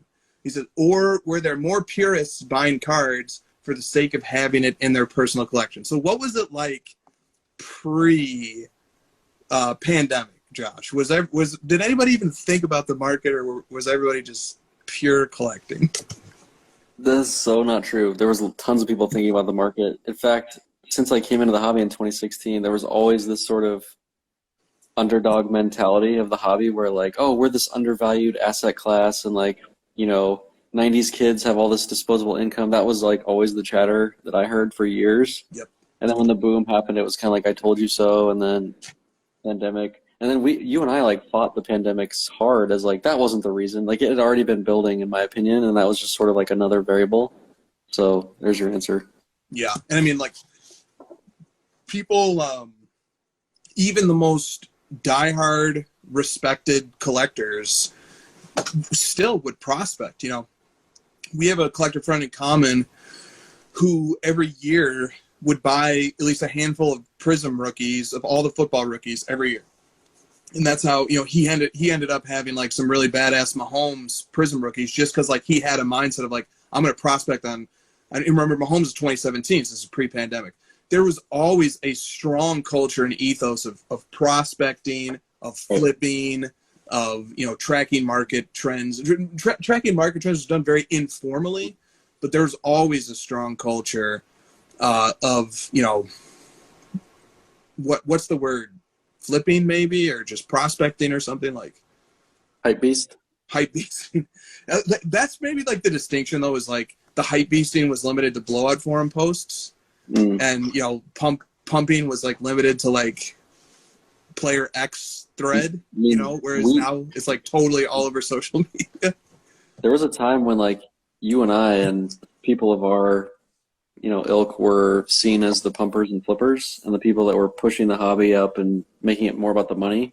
I was accused of that for a good year or two on Blowout, of like, oh, he's just making these channels, these videos to, like, pump stuff. He doesn't actually know the hobby. He's making all this content just to make money. I got accused of that a lot for a long time. And now all of a sudden, you know, I'm like the old time collector or whatever. I just find that funny. Yep. Yeah, I mean, my Instagram content going back to 2016 was mostly oriented around posting cards from my collection and then doing, like, posts highlighting all-time highs of cards that I was excited about and collecting, which at that time was strictly Jordan inserts. And many people would message me comments on things, you know, put posts on Blowout that would just say, like, this guy's hyping the markets. You know, this is not good collector content. This is not of value. And, like, back then it was frustrating because it was like, dude, I'm just a nobody trying to get a footing in the industry, talking about the things that are interesting to me. You know, like, the fact that the Jordan market is expanding is super interesting to me. Why is this happening? You know, and I want to tell people about this. This is cool. But and also, like, people would make good points. Like, not all this market is organic, and it wasn't, and it still isn't. And there are other issues worth looking at in the market too. But this is like a point this week that like is going to come back up in some other questions as well. So I'll just like put it out there now. There is such a need for the curmudgeon. There is a need for the negative Nancy. There is a need for the person who just has an emotional, visceral reaction to the success or the ego or the narcissism of somebody else. Like, dude, if we didn't have the people in the hobby who said, you know, everything is shilled, or if we didn't have people in the hobby who says everything is overvalued, if we didn't have people in the hobby who says this market is going to come crashing down in a year or two, you know, there's so much, you know, bad behavior in the hobby, which is true to some extent. You know, I don't want to say that these people aren't saying true things, but maybe sometimes they exaggerate. But if we didn't have the pessimists, all that would be left in this hobby primarily would be quiet collectors who you would never hear from anyway, and narcissists and egomaniacs who would constantly be patting themselves on the back for how brilliant they are, that they just so happen to have a childhood hobby of collecting cards that blew up at some point during their adulthood. So it can be very frustrating to be in the moments of like, wait a minute, like everybody's saying that like, there's no way this price is true. And I know the guy who paid the price. People find themselves in that situation where like, there was a Giannis Prism Green that sold with gold in for $40,000. And we were skeptical of it. The community was skeptical of it. The buyer of that card messaged me and showed me proof of purchase and then showed me picking up the card from gold. So, but still, you know, people on Instagram are saying this is a fake sale. There's no way anybody paid this. And I'm like, I literally know that somebody paid this. I literally have proof. But I'm not mad at the people who are saying that this is a fake sale, because we need those voices out there that keep everything else in check, that prevent runaway, you know, mania from otherwise setting in, that makes people pause a little bit and just say, oh man, I'm not really sure what to believe. Is that a true sale? Is it not $40K, but really the market value should be 20? Like, yeah, I get it. This is a ridiculous sale. Let's not put too much stock into it. Let's not get carried away. What do you say about the role of the pessimist or the role of the negative attitude in the hobby? Because I think it's very important. I think it makes our space unique, and I think we need it, and I appreciate the function that it serves. Well, I mean, I'm a hardcore cynic at my core, so like I empathize with that style way more anyways. And I guess I'm more of like a balanced middle. Like if everyone says everything's going up, I prefer to start shitting on stuff, and everyone's shitting on it, I prefer to say it's pretty good. Yeah. It's just like, well, that's just the way I like to do it. Right. But I mean, my whole thing has always been, and this is what we've been exploring in the last couple months, is like, if you pretend everything is blue skies all the time, and if you bring people in on these, you know, false hope of everything going up forever, even though it just has went up, you know, 2x, you're going to actually bring in people and burn them, and they're going to leave. And if you bring them in with some actual skepticism and, you know, sort of force them into doing their full amount of homework and going in with a skeptic mind, they'll make better decisions, and then they're more likely to stay long term. So that's usually just like the basis of how I think about the long-term growth of the hobby. Yeah, that's a great point. And I'll swoop in this question with this topic. Card Collector 1427 wanted us to talk about trimming. Apparently a new trimming scandal has unfolded with respect to like contenders' rookie autographs of this new class. And so this also, like, the reason why I'm bringing this in right now is because the skeptics and the more pessimistic people are constantly looking for bad behavior. They're predisposed. They want to find it. It's fun. And then they do. And then they do find it. And they serve a very important function as well in terms of, you know, identifying bad actors who are out there. Like, I cannot think of any other community that voluntarily, scratch it, that takes a pleasure in policing itself, in casting out bad actors. I can't think of one that likes to do it more than the hobby does. So do you want to chime in at all on this new trimming scandal or just trimming in general?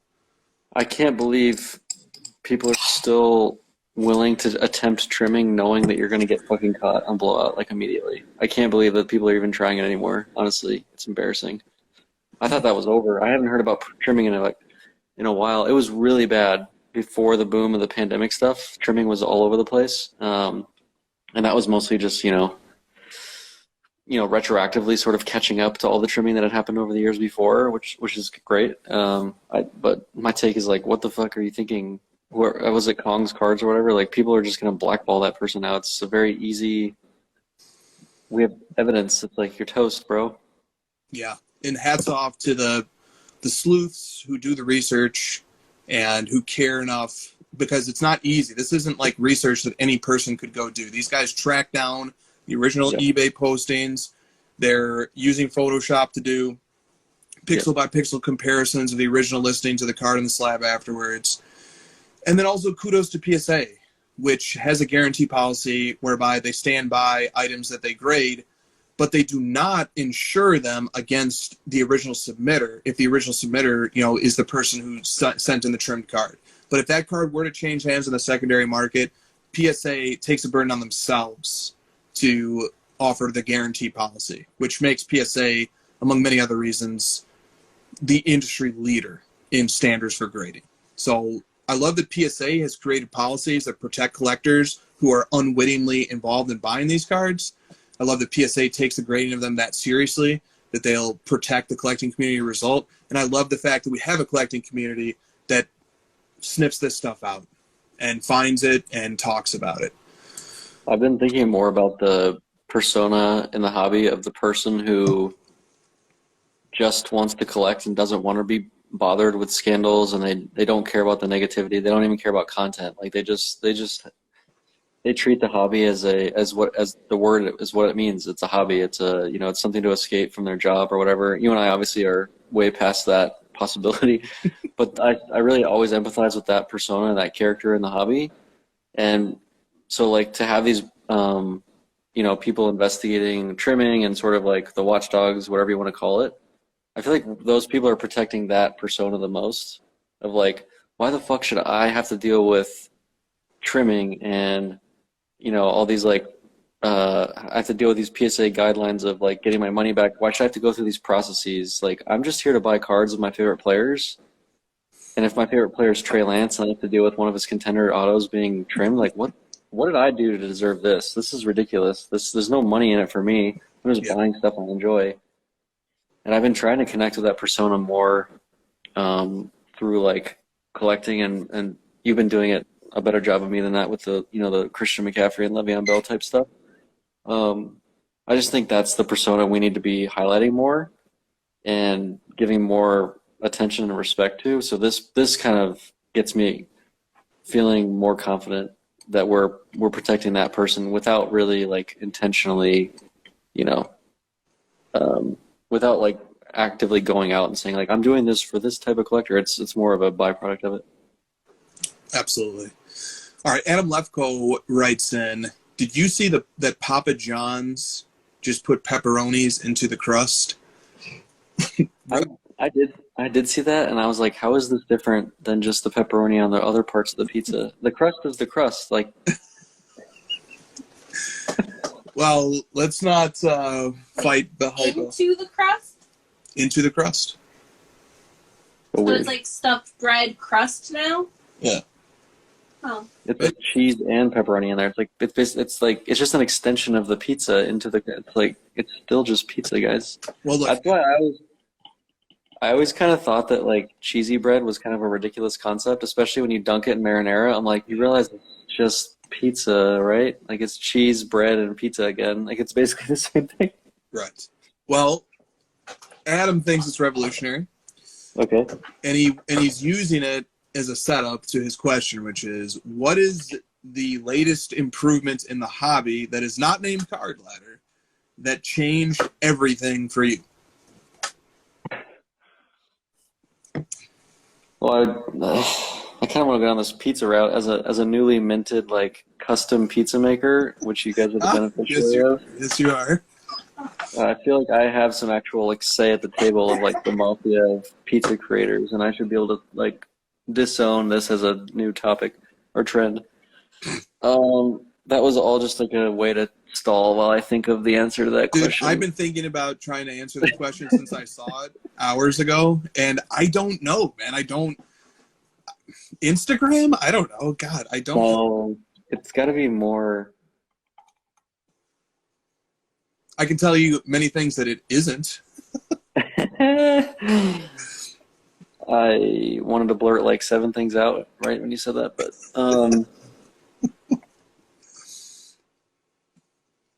I don't know, man. That's the kind of the beauty of the hobby for me is that it will sort of always just boil down to something that's not some new tool or something that gets added and makes it better for me. I don't need it. I don't need anything to make it better necessarily. That's kind of a lame Yeah, answer. how about people stop making it worse? How about that? I just I want less tools. Like I just I know. like I fucking You mean people I have- or like actual products? I think he's kind of implying products, right? No, because Josh said I want less tools. You really chimed in just to make that Yeah. pun? Okay. Christina says, by tools, do you mean people or products? I just want less of everything. We went down this path of all these businesses came out and optimized every little piece of it. It's less brutal, whatever. I don't know. I'm sort of I'm sort of swinging the pendulum back and balancing it out where it's I don't know, man. I kind of just need my 4 sites where I buy stuff and then I grade it and then I hold it. I don't. Is that weird? No, I don't have a good answer to this question.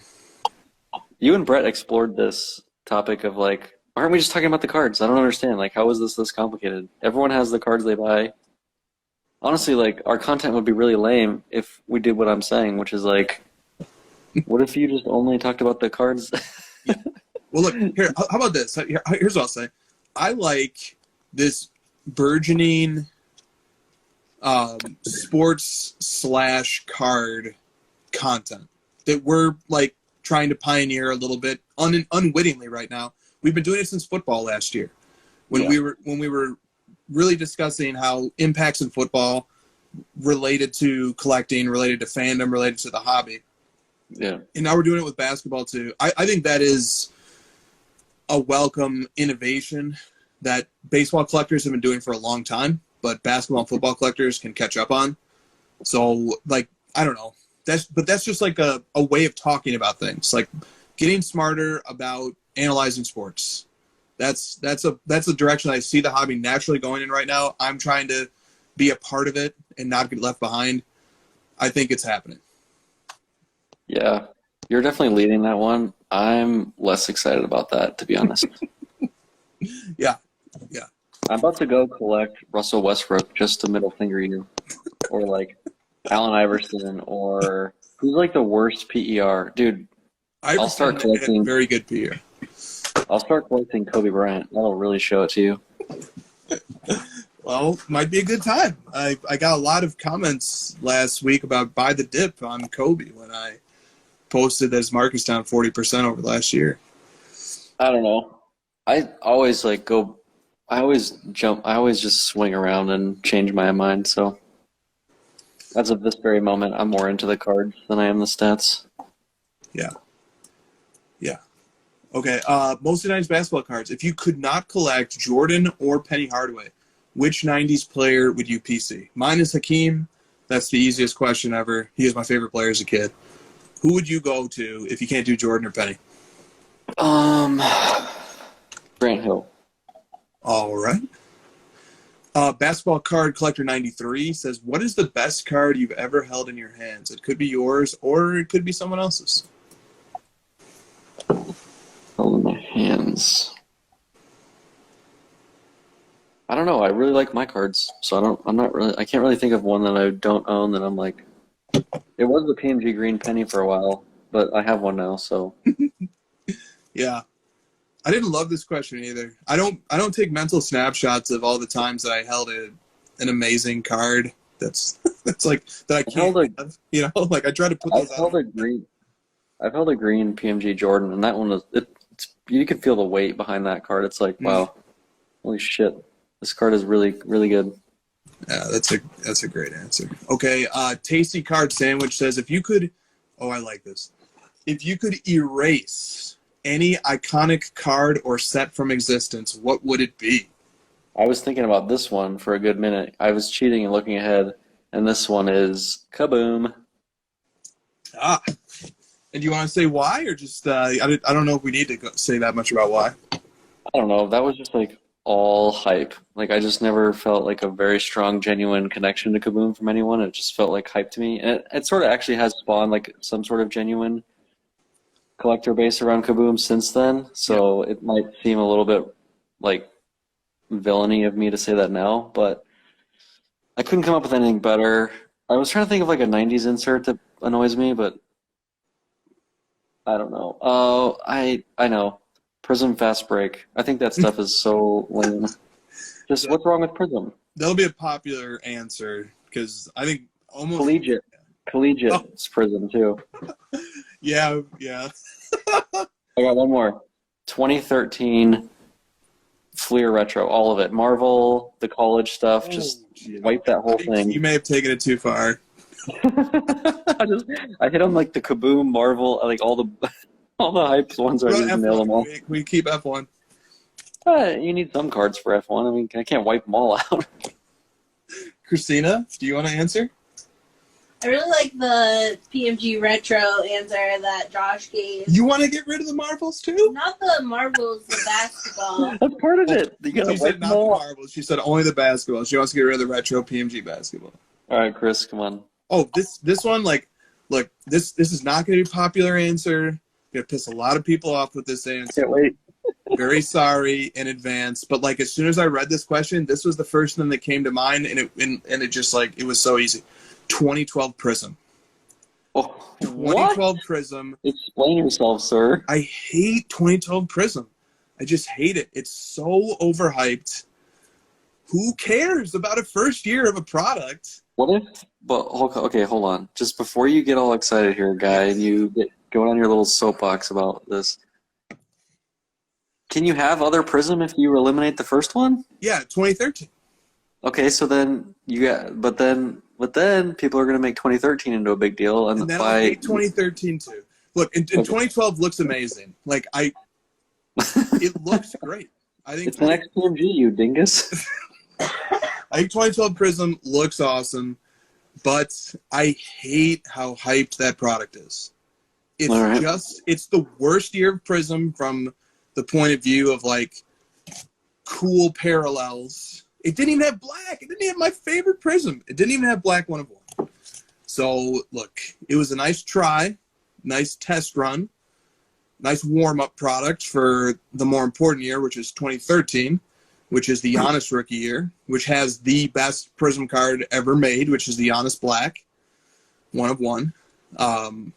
So 2013, baby. That's I like that better than 2012. I like 2018 better than 2012. I'm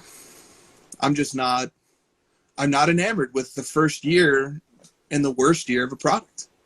So yeah, 2012 Prism. And look, there will probably be a handful of upset people that that they're like, how, if we don't have the first year, what do we have? Oh my God, everything I thought about is now completely blown up and on top of its head. But Well, I could have like out-villained you and just said let's get rid of all Panini, but that's really taking it too far. That's just like the guy that's like, all right, that's just too much. I mean, I have a Panini card in my hand. I can't quite say that, but How about look, how about we get rid of Flawless because I'm sick of the celebrity breaks. I hate Flawless. It's so ugly. a guy named Primo Prism in the chat is not pleased. Look, I'm a Prism simp myself, all right? I am a giant Prism simp, but I'm not getting on board the 2012 Prism hype train. I think, if 2012 Prism was properly rated, is just another entry in the line of great Prism products, fine. But for like LeBron Prism Golds from 2012 to be worth 6, 7, 8, 10 times all the other ones, overrated. Quite. And like 100 times more all the Topps Chrome, if you want to really piss me off. Let's go all the way there. Yes. Why? How does that even possibly make sense? I mean, the fact that like 2020 Prism Gold is like twice the price of 3 times the price of all the top Chrome stuff. Makes me lose sleep at night, but that's fine. There we go. Oh, there's only 10 of them, serial numbers, blah, blah, blah. I don't want to hear it. And, let's just keep this really bad take train going. I'm on board with the flawless hate, too. I hate flawless. It's so ugly. Someone was like, I'm sorry, I'll lead this charge. You've been the one taking the hate on the Jokic stuff and all this other stuff. Well, that's my turn. I can't stand flawless. I think it looks the exact same every year. It's just white backgrounds, and people are like, it's the next National Treasures. No, it's not. It's definitely not. I think Immaculate is 10 times better looking. And people are like, oh, if you're going to collect so-and-so player, you have to have their flawless whatever. I'm like, I don't have to do shit. I don't have to do anything. I can buy whatever I freaking want. Let's go. Let him know. Have you ever owned a flawless card? Never, dude. I hate flawless. It's so ugly. I'm going to go ahead and at me. Do it. Come in my DMs. Bring it on. I did not know we were all going to be aligned on this flawless hate. I just don't get it. They all look exactly the same to me. And what's with the patches where they're like the PayPal patches for the Suns? I'm like, what the fuck do I want a PayPal? This has nothing to do with the Suns. It's an ad. I don't want that. Yeah. All right. Let me talk my flawless shit. Right. The push behind flawless is that it's game used. All right, game used. I love it. I respect it. Every patch card should be game used. Let's put pressure on the manufacturers to do that. I agree. I'm so on board with that movement. All right. I want that. But however, understand, collectors of the world, that whether that patch is game used or not has the smallest bearing on card value. If you were to take that patch out, take that game used patch out of that flawless card and put that little piece of cloth for sale on eBay, you will get a few $100s at best. That patch is not worth shit. The thing that carries card value and determines card value is brand and prestige. That's it. Same thing for autographs. Take that player's autograph, cut that player's autograph off of that card, or just have the player sign any picture of your choosing and have it authenticated and put it on eBay. And it will not sell for it will sell for a mere fraction of what that player's landmark RPAs or autograph cards go for. So yeah. Sorry, go ahead. I think the player worn thing is the most overblown, quote unquote, travesty in the hobby by a mile. Like, I'm okay with people screaming at the top of their lungs up on the mountains about redemptions. I get it. That's just like a totally shitty situation. The player worn, Champ Sports jersey one doesn't bother me as much because it's like, yeah, if I wanted a gamer jersey, I would buy a fucking gamer jersey. It's a different market. I'm not trying to buy a gamer jersey. I'm trying to buy the brand of National Treasures RPA. That's what I'm buying. There we go. But if we had the choice, I would obviously prefer to have that little extra kick. Of course. Like if you're going to give me the choice, but it's not going to stop me from buying. Like one of the cards I'm pursuing right now, I turned it over, player worn. I'm like, I'm still buying the fucking thing. Yep. There was a fun question that came in from Sports Card. By the way, do you want to hate on any other highly popular products or sets? Well, someone in the chat just should we do 86 flick? Someone in the chat just compared Flawless to Exquisite, and I don't want to call out names, but that is just not a good comparison. That's a nice way of saying no. Anything else I want to hate on? No, I think we're good. I almost said we should get rid of all Panini, so I think Dude, no, yeah, I can't go that far with you. I love like 3/4 of your cards are Panini. I love Panini, so and that's a big pivot for me because as recently as 2 or 3 years ago, we wouldn't, you couldn't even bring us to look at a Panini card. I know. I'm honestly a little bit hurt. I was like, you should collect Akeem 90s, like go back to your roots. And you're like, no, I'm gonna buy more Panini cards, and I'm like, fine, you're dead to me. I'm good. But puke up that pizza. Look, I Akeem. I got him. Yeah, I have nothing. Akeem was such a transcendent player. And for people looking for a player to collect in the 90s, whose highlight reels and whose background story and the biographies about his life will fill you with joy. And who has a great offering of cards because he played during the mid to late 90s. So he has PMGs, he has rubies, he has Topps Chrome refractors, he has finest embossed die-cut refractors. Exquisite. He has exquisite. He has all of it. Dude, it's tough to beat Akeem. And I'm telling you, like, if you're like me and you like heavy numbers to back up your points of view, when people challenge you, oh, how good really was Akeem? You know, he won his 2 titles when Jordan was out. Dude, Akeem will give you an absolute arsenal of statistical arguments, including the fact that the guy averaged 4 blocks per game in multiple seasons. The winner of the blocks per game crown this year was Jaren Jackson Jr. Very impressive. He averaged like 2.3. This guy, Akeem, was on a different level. And then collect him. The fact that you collect Le'Veon Bell over Akeem makes me lose sleep at night. Dude, you know why I collect Le'Veon Bell? Josh. Me too. I'll tell you one of the reasons. What'd she say? I want to know what she said. She said her as well. She agrees with you. Yes. Dude, this card right here, okay, his first year optic gold vinyl, it was $100. No, I get why you do it. I had a connection to Bell. Like he was, I drafted him for my very first fantasy season. It pains me just a smidge that you chose him over Jokic. How about that, guy? Who, Jokic versus Akeem? Sure. In terms of, like, you're staring at 2 guys. Mm-hmm. They're both tall. One's from the 90s and one's modern. They're both stat beasts. You picked the modern guy. Jokic is better than Akeem. No, fine. But, like, okay, well, he's not better than Le'Veon Bell. No, but that's a different sport. And, like, you know, Le'Veon Bell, man, I said I would only get 5 cards. I just saw his cards show up. Like, somebody happened to have them, and I was like, yeah, I liked him. And all of a sudden, like, I said I'm going to stop after 5. And all of a sudden, I got these Prism Golds coming in. And all of a sudden, I'm buying, like, his Spectra 1/1 rookie.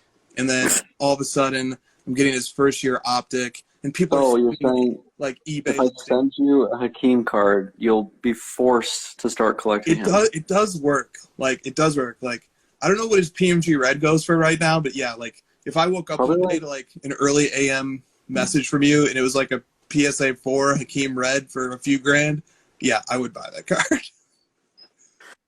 All right, challenge accepted. Christina, we're going to make him collect Hakeem Olajuwon cards. I don't know how, but we're going to do it. Just, like, somehow. Yeah, I did. But then, like, I need some players as well that I can, like, talk about favorably. Like, Jokic was my player for 2 years who I could say, this guy's amazing and nobody's talking about it. Huh? You like Jokic? Yeah. I could talk about that for 2 years without owning any of his cards. So it's like, Can I tell you why I'm upset? It boils down to this very simple little. Let the team be my guy that I can talk about without having a vested interest in. Yeah. Here's what it comes down to. You're going to appreciate this, and Christina's going to laugh. It's very simple. Are you ready? Yes. I still buy LeBron James cards, and you do not buy Michael Jordan cards anymore. Well, I bought a Michael Jordan Flair Legacy infamously on this show for that we thought we lost and then we won. Now, and when was the last time you spent as much money as we spent on that Jordan? When was the last time you spent that much money on a LeBron? You know what I'm saying. When was it? No, you know what I'm saying. It's more about, like, the focus on it. Like, you bought that passively. It's more about, like, the focus. Yeah. Yeah, no, I am not focused on collecting Michael Jordan right now. Partially because I don't sell anything.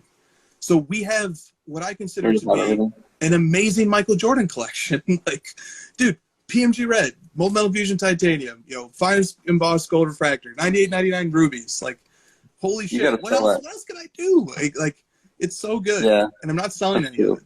So what You can gotta sell that molten metal fusion. I do actually need to sell that. I did make it available in a chat the other day. It was just like, somebody take this, please. I don't want to own this card anymore. I love the emotion behind that. You're just like, fuck it, someone buy this from me. You're right though. It's like the Michael Jordan stuff is like, man, you really gotta like take a major step down in order to keep collecting him from what you're used to. And I guess I have more options with LeBron. You know, I can just like keep going down this weird Bowman Chrome tier thing. Dude, there are pockets of LeBron that are objectively undervalued. How much did you spend on that flare? $10,000. Yeah, I spent $24,000 on that Topps Chrome Black X-Fractor. Well, then you win. That's good. I didn't know that. That's the one that's numbered to 15. That's the rarest. Oh, it's numbered to 50. Numbered to 50. I'm sorry, but it's the rarest. It's the base. It's the base of this one. The other one. And you have the matching base set as well. Yeah, I mean that's really cool. That's like with Jordan. One thing I'd like to do is get Christina and I have 2 of the Legacy collections. I'd like to get the other 5. So that's what I thought. Yeah, I said that statement, but then I'm like, but realistically, what would you collect? And I'm like, never mind. Dude, I know. Look, and look, it was a tough decision saying like, okay, we're going to blow a bunch of money on a card right now because we are degenerates and card radicals. And, you know, how do we spend it? And, dude, it's been my dream for years to own the very best card of a player that I love. And I'm never going to have that with Jordan. Yeah, I get it. That's never going to – and I can't even have it with McCaffrey. Like, if somebody would have sold me that damn McCaffrey Prism Black Finite 1/1, maybe I don't even start collecting Jokic. How crazy is that? Maybe that doesn't even happen. I'm going down this path that you're describing right now as we speak. I know you are. And so I get it. I'm like, you want to talk about that at all? No, I mean, yes, but like, kind of. Let's talk about it. Let's hear it. Dude, there's never going to be better content from a collector point of view than a collector who's in a vulnerable position of doing something new and striking out and seeing how it works. Well, I mean, you make it very intimidating because you're like, oh, his PER, oh, Jokic. Oh. I'm going after a guy who's just like a favorite player of mine on my favorite team, and I'm like emotionally very invested in the Suns. Yeah. And I haven't felt this way about the Suns since the Nash Sean Marion days. And Marion was always my favorite because everyone loved Nash. I just, I like the guy who's not – I already have Chris Paul. Yep. Everyone else likes Booker. You guys can have Booker. Like, he's way too expensive. I don't like his rookie year. I like Mikal Bridges. He's my favorite player on the team. Aside from Chris Paul, I like that he plays 47 minutes in a game. He doesn't miss games. I just like him. So I'm trying to explore the Mikal Bridges, and I like 2018. I've always been jealous of the Luka stuff that you have because I love 2018. I think they have by far the best selection of rookie cards. Yep. And you already have gotten one of Bridges. Wait, did you? I don't know if you got it or not. Yeah, that was the one that it's freaking at the post office. I'll get it tomorrow. But I bought a PSA 10 RPA. Whew. I will never own that. Christina and I will never own the Luka unless something goes terribly wrong. Well, I mean, like, dude, I literally didn't even look up the prices of it. I was like, $3,500. What the fuck? Yeah. Like, I'm pretty sure the Luka is like $1 million or whatever. And I'm, it's obviously not fair to compare the price to Luka because he's a better player. But like, I'm like, dude, for $3,500, I can basically collect the same lineage. Like we're talking about the cards and the sets and the brands and stuff. I can follow the path of like a Luka, trillionaire collector, billionaire person who collects Luka, and I can just match them pound for pound. Totally. That sounds kind of fun to me. Dude, it's fucking awesome. Like, as illogical and stupid as it is, like when I pay ridiculous amounts for Christian McCaffrey cards, I tell myself, yeah, but it's 1/100th of the Mahomes price, Yeah, no, that's a great way to do it. You have to do it that way. Yeah. Yeah, and then you end up getting cards that are so fucking cool. Like, that's such a neat – and we find a player that you really like and admire. How much is the Luka of this? In a PSA 10? Yeah, pretend it's like a pop. I think this is a pop 1, honestly. So pretend it's a So acknowledging that courtside is the most desired of the selects, I mean, it's a 6-figure card. So I paid $1,000. The guy was like, I didn't do any research. He was like $1,000. I was like, yeah. I guess. Dude, I love the Mikal Bridges play. There's one card that you showed me that I love. I don't know if you got it or not when that guy countered. And did you get that one or no? Or did you go with something else? I pushed out on. I don't like the one-on-one stuff. Yeah, he took it down after I declined. He had a little seller's remorse, I guess. He was like, "Nah, I don't even want to let it go for that price." I mean, look, I collect a worse player than anyone in this chat right now, which would be Frank Ntilikina, who can't even get on the floor in the playoffs. He's held. You need to, like, because you collect all these guys based on like your stats and your arguments, it makes it very annoying for someone that wants to like try to collect their player. Like they have to stack up against your PER crap. And so you need to collect guys that don't have it so that the rest of us can be like, I want to collect Mikal Bridges guilt-free. Well, look no further than my card letter showcase, where you can see an offering of a player who can't even play a minute in the playoffs. You can see a running back who had 3 years of prime and then held out and totally tanked his career. And then you can see another active running back who's been injured for 2 straight years and is entering a very, very important season for his legacy-defining season. And for your sanity. Yeah, yes. Although McCaffrey is like a statistically driven collection as well. So. What? Yes. That's shocking to hear. Yeah, but, he's not hard to have stats when you're not even playing. Because Christina looked at the Kleba stuff and was like, she liked him for different reasons, right? Yes. She liked watching him. She liked the intangibles. She liked the fact that he was cheaper. Probably she liked these other things. And I want to explore that collector base. I think it's interesting. Yeah, I agree. I totally agree. And plus, like, Dr. James Beckett would agree with you on this. I agree with you on this, too. That collector base, the long tail, is so important to this hobby's infrastructure, that we have collectors like that. That every card is valuable. Come on in, Josh. The water's fine. I mean, I already have met, like, all the top Mikal Bridges collectors in, like, 2 days. Mm-hmm. And those people are, like, really sticking by him, and they have all these great reasons for why they collect him, and it makes total sense why they collect him to me, and they're just like not going to back down from it. Like they're very prideful of it, and they're just like, they're not just going to like hand it over. They're not going to hand that mantle over to someone else that comes in because they feel like it that day. Like I'm the newcomer. I have to prove myself, right? I can't just get all these cards. I can't just like be the best Mikal. You have to like do it for a while. And you have to like earn the trust of that collector base, and it's a wildly fascinating aspect of the hobby that I haven't explored in a while, and I'm enjoying it. Well, you were kind of showing me some of the Mikal Bridge collectors and some of the collections they acquired, and like I'd never heard of any of these people. They're not shouting from the mountaintops of Instagram and Twitter and Blowout. You don't even know that these people are out there.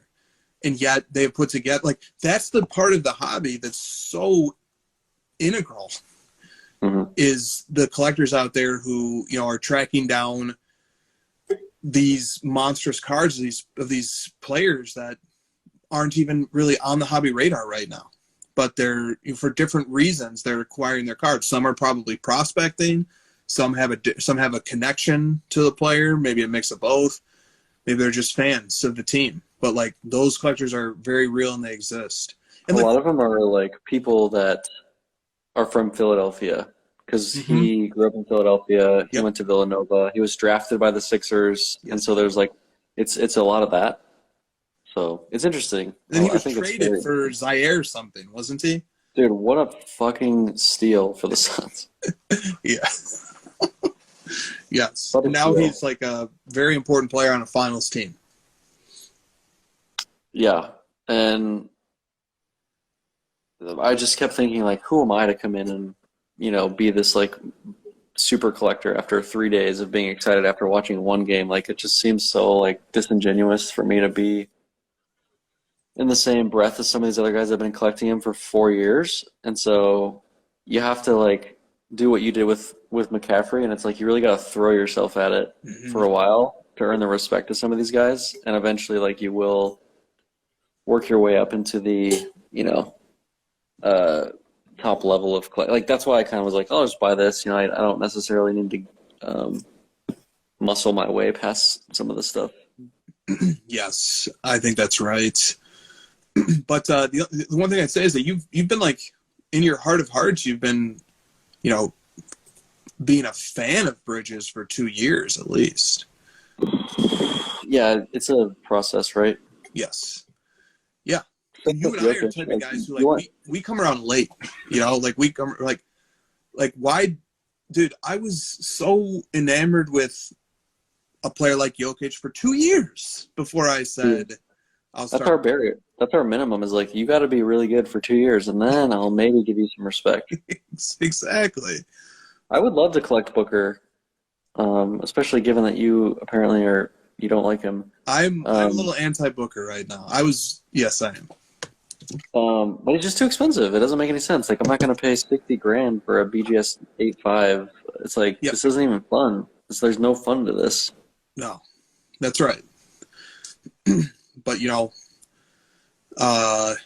I'm spending that much. He better be LeBron fucking James. Like, he better have, like, insane stats that to your point, like, I can't lose the argument. Yep.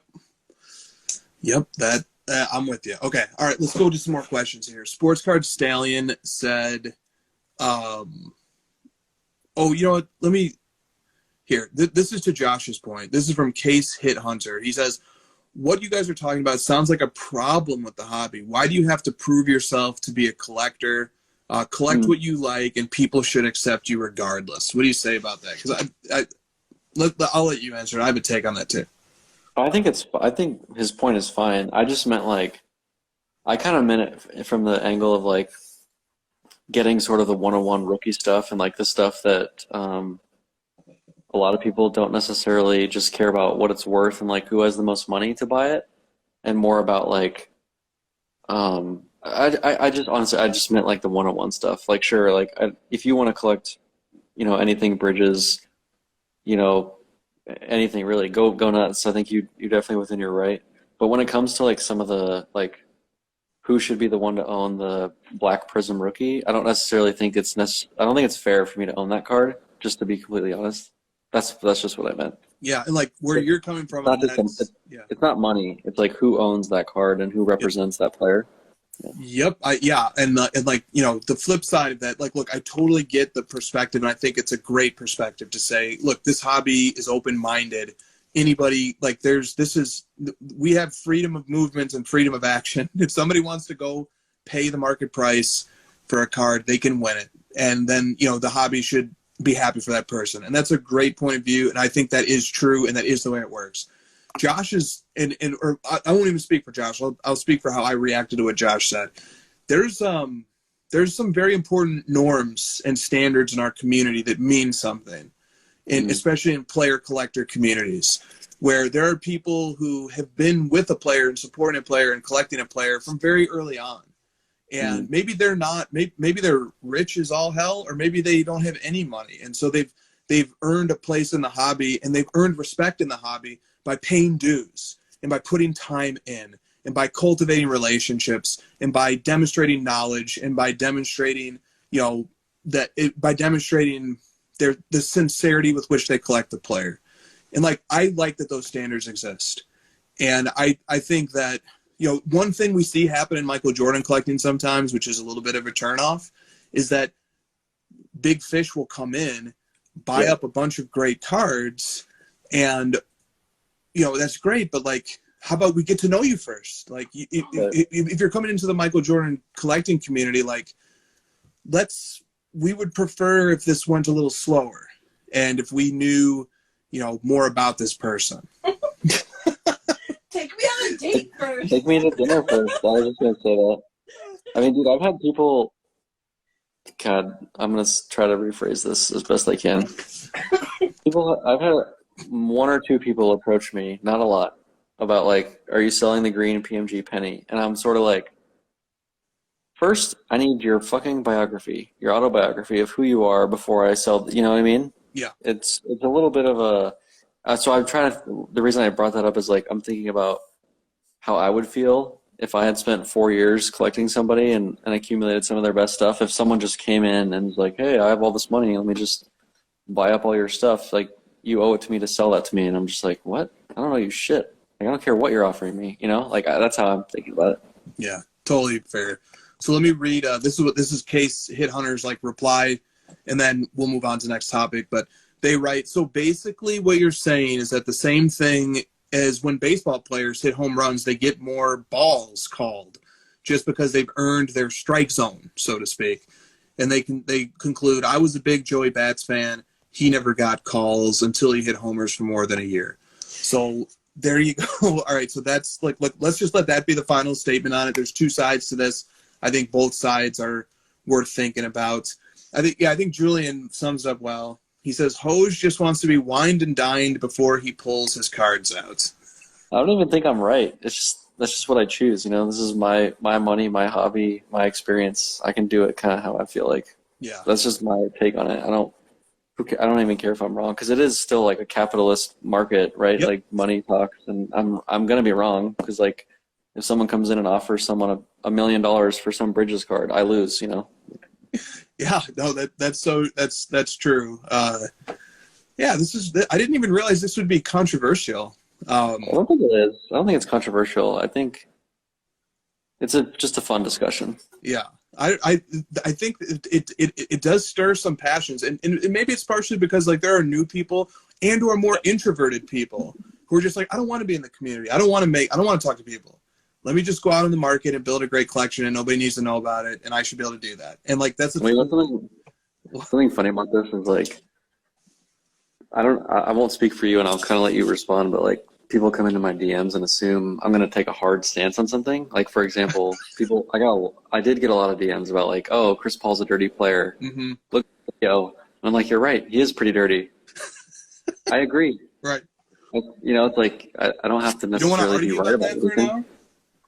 I don't have to be right about everything, Chris. I'm okay being wrong, and I'm okay like being biased and believing in my opinions, even if I know they're objectively wrong. Yeah, there's a lot of wisdom in that. It's also I don't care. Yeah. No, there's a lot of wisdom in that for sure. And like, damn, it's just so weird. Like, you don't want to alienate new collectors, and you don't want to alienate people who are, actively trying to build up their collections and don't feel the need to, or don't think it's important, or don't want to go through the sort of paying dues era of collecting. So, I get that. I totally get that. But I think it's pretty endearing and valuable that being a collector of a player or a team means you sort of have to go through a proving process. You have to go through a proving grounds. Like you will be accepted. It's not like you won't be. It just takes a little bit of time. So Case Hit Hunter says, I'm not starting controversy. I'm just saying I'm an Austin Matthews collector and it started in 2018. His rookie year is 2016. I shouldn't be looked down upon just because I didn't collect him at the jump. Yeah, that's totally fair. That's totally fair. But maybe we can give flowers to the people who were fans of him from day one. It's both, right? It's both. Also, like, dude, I am the last person that's gonna like make someone else's opinion be my opinion. Yeah.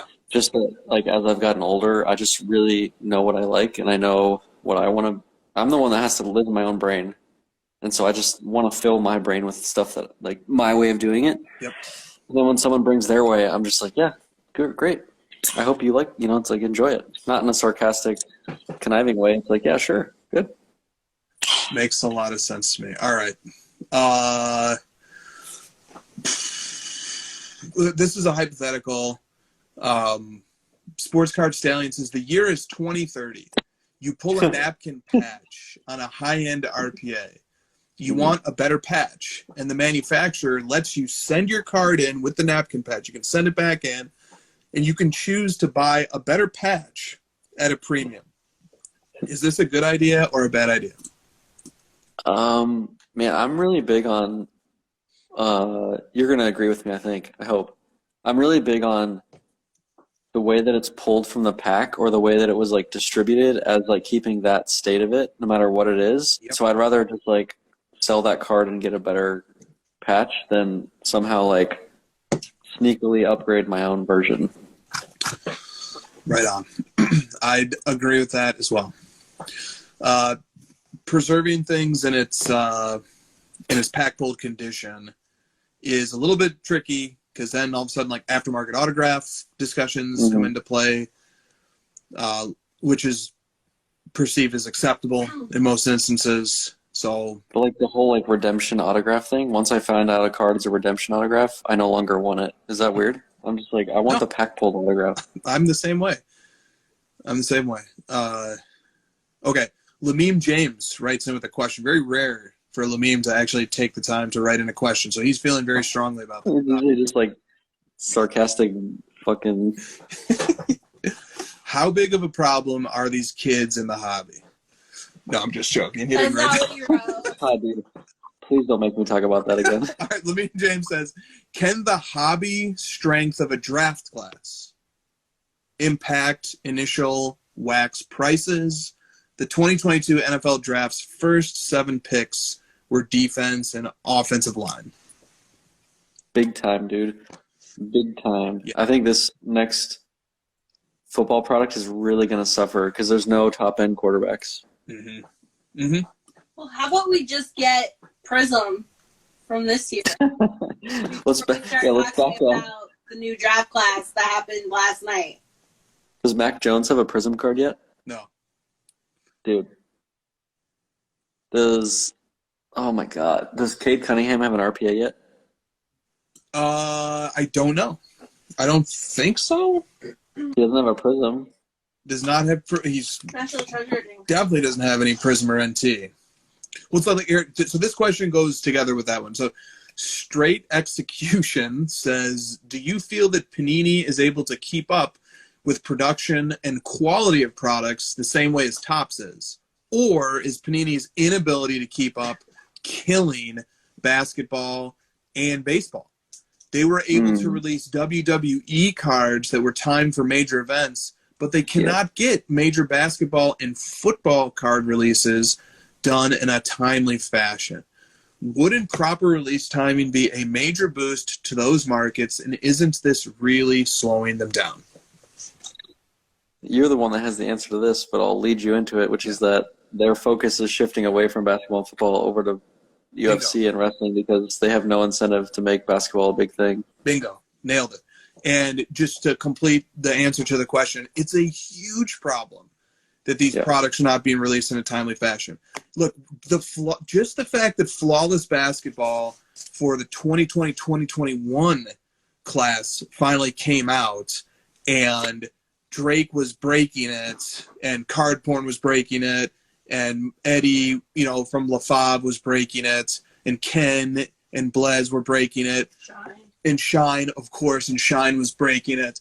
Like, that had an enormous infusion of enthusiasm, not just for that year's Flawless, but for all years of Flawless. It makes people go back and look at, what other great rookie Flawless products exist.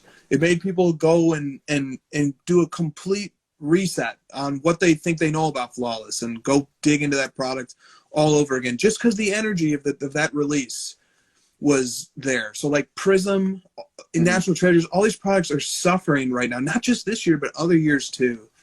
It's not just the products that are suffering, though. Like, it's the whole collecting experience. Yeah, because I know my rookies based on me, Rick, and Wax. That's right. So, like, this year, like, for basketball rookies, like, I'm watching the playoffs of teams that I've maybe seen 1 or 2 games as they play the Mavs during the regular season. And I'm just like, who are these rookies? Like, why don't I know them? And then it starts clicking because I haven't ripped their product. Like, I haven't pulled their rookie cards enough where I now care about these rookies playing in these games. Good. Man, that's old school. That's like how people used to learn about stats and the players, right? That's the old school way. Yep. Okay. So speaking of flawless and flawless releases and the value of flawless and so on and so forth, we have another topic that relates to flawless, which is collectibles IPO of the 2017 Flawless Mahomes 1-of-1. So Drake's PC, let me just read 3 different questions from different points of view on this. So Drake says, as someone lightly invested in the fractional space, I'm curious as to what your thoughts are on the recent valuations and the negativity that's being associated to the fractional space. Even if you aren't invested in fractional, do you believe in it as an alternative? So that's question 1. Do you actually just believe in fractional? We can talk about fractional in general, but let me just read 2 other comments and we'll just go into this. Ultimate Sports Card says, discuss how the BGS 7.5 Mahomes situation looks and how it impacts the hobby. Is this okay for companies to basically put whatever valuation they want to line their own pockets? Of course, an ethics is needed for this. And then finally, 615 Collector provides a different point of view. He says, I'd love to come on and address this because I'm not a paid influencer and I don't see where Collectible has done anything wrong. It's just like with anything else. If the demand is not there, the card shares won't sell. If the demand is there, then the shares were set at a fair price. It's up to the buyers to do their homework and determine the price they're willing to pay. Lots of cards sell on marketplaces and auction houses that I think are way overpriced, but clearly someone else felt differently, and that's what makes it a market. So there's a couple of different views. All right, let's talk about fractional in general. Let's talk about the BGS 7.5 IPO of the Mahomes. And just like real quick for quick context here. So Collectible IPO'd. They're a fractional share company that fractionalizes cards. They IPO'd this year. Let me see if I can find a better picture of it. They IPO'd this Mahomes Flawless Rookie 1-of-1 BGS 7.5. They IPO'd it at a market cap of basically $2 million. The original owner is retaining about half of it in equity, but there's $1 million in shares that are available. Can you show the card ladder sales history of it? That would help immensely for this before we start. Yes, I certainly will. Because the audience needs to know what it sold for and what the index predicts. In my opinion, this is our opinion. This is what the index predicts its value to be today. So here's a much better look at the card. This sold on Golden for $312,000 on April 7th. And the card ladder valuation, which is based on the Mahomes index's growth since April 2021. So basically over last year, the Mahomes market has doubled. So the card ladder value, which is at the lowest confidence interval, it's at the lowest level of confidence, but the card ladder value is at... Due to the date in which the card last sold. Correct. Is at $612,000. Yeah, so the reason this is brought up and the reason that it's a discussion and issue is that it's pretty obvious that $2 million is just way too high. It's like there's no basis for the $2 million. There's no data to support it, and it's just way, way, way too high. It's like even by our own metrics, it's more than 3x. It's just too high. So that's let's start. Another site has that card's value at $140K. Yeah, so like. Which is that's even more wrong, arguably, than the $2 million. But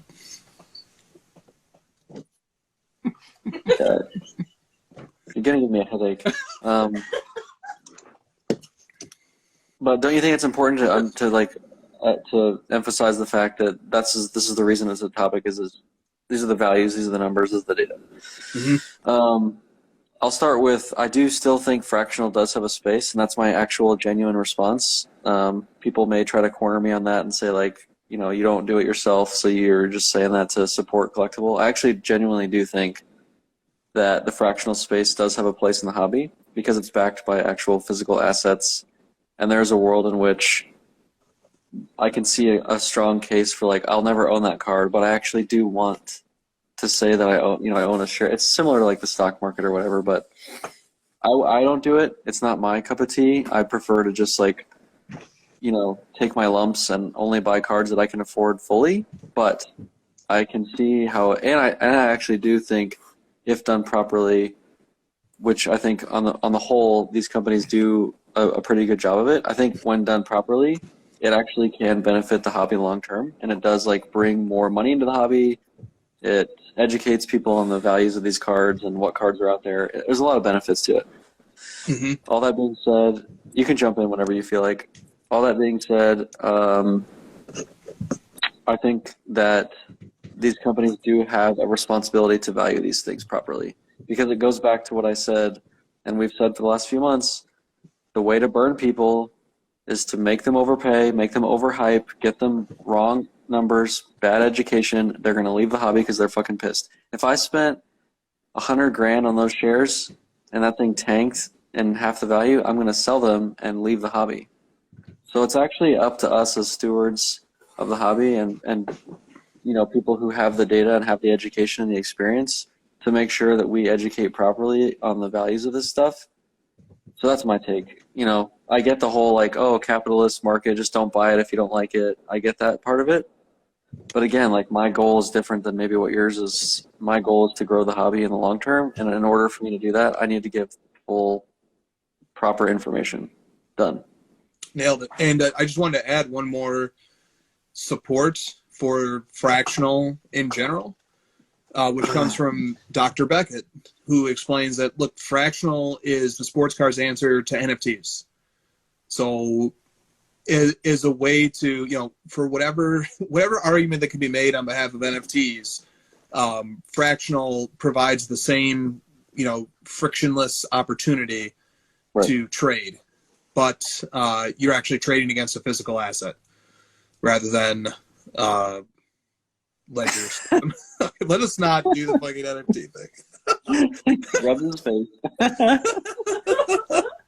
Okay, so totally with you, man.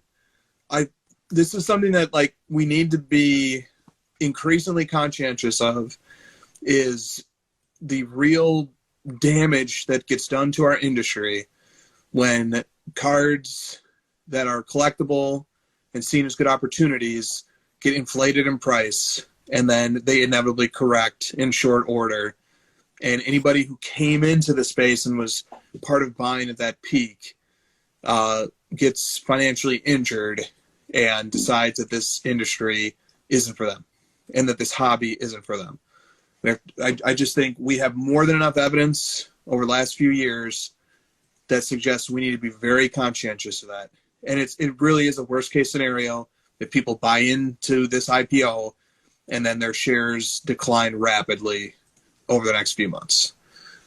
So, dude, I can give the easiest example ever. I gave this example last week, a similar one where I'll just redo it.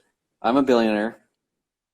I come into the hobby and I want to spend $100 million on sports cards. I'm a crazy person. I'm a radical. That's your hashtag radical. That's you said on Brett's thing. Yeah.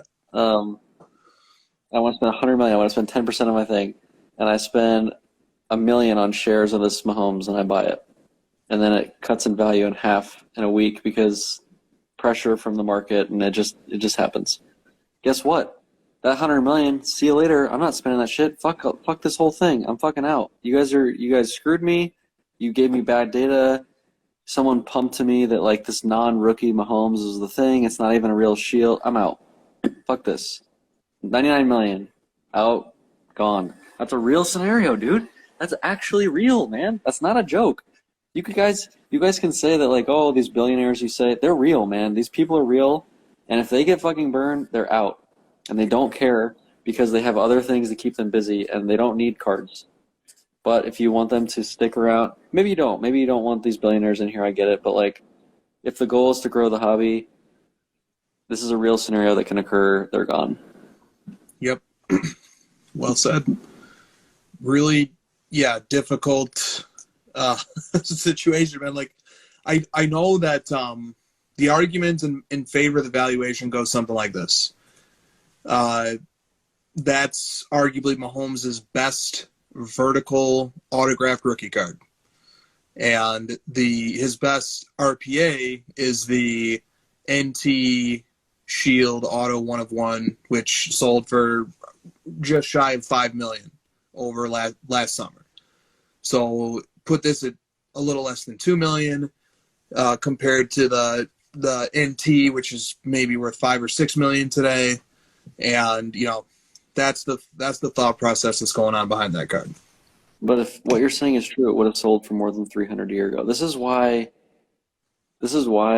you and I take such a firm stance on only using the data at which we have at our disposal to value cards and no further. Is that if that were the case, if you can like say all the words you want, you can make all these cases. If it doesn't actually sell for that, it doesn't matter. So that's why you have to root everything you do in terms of valuing cards in actual comps of real sales. Otherwise, you're just making shit up.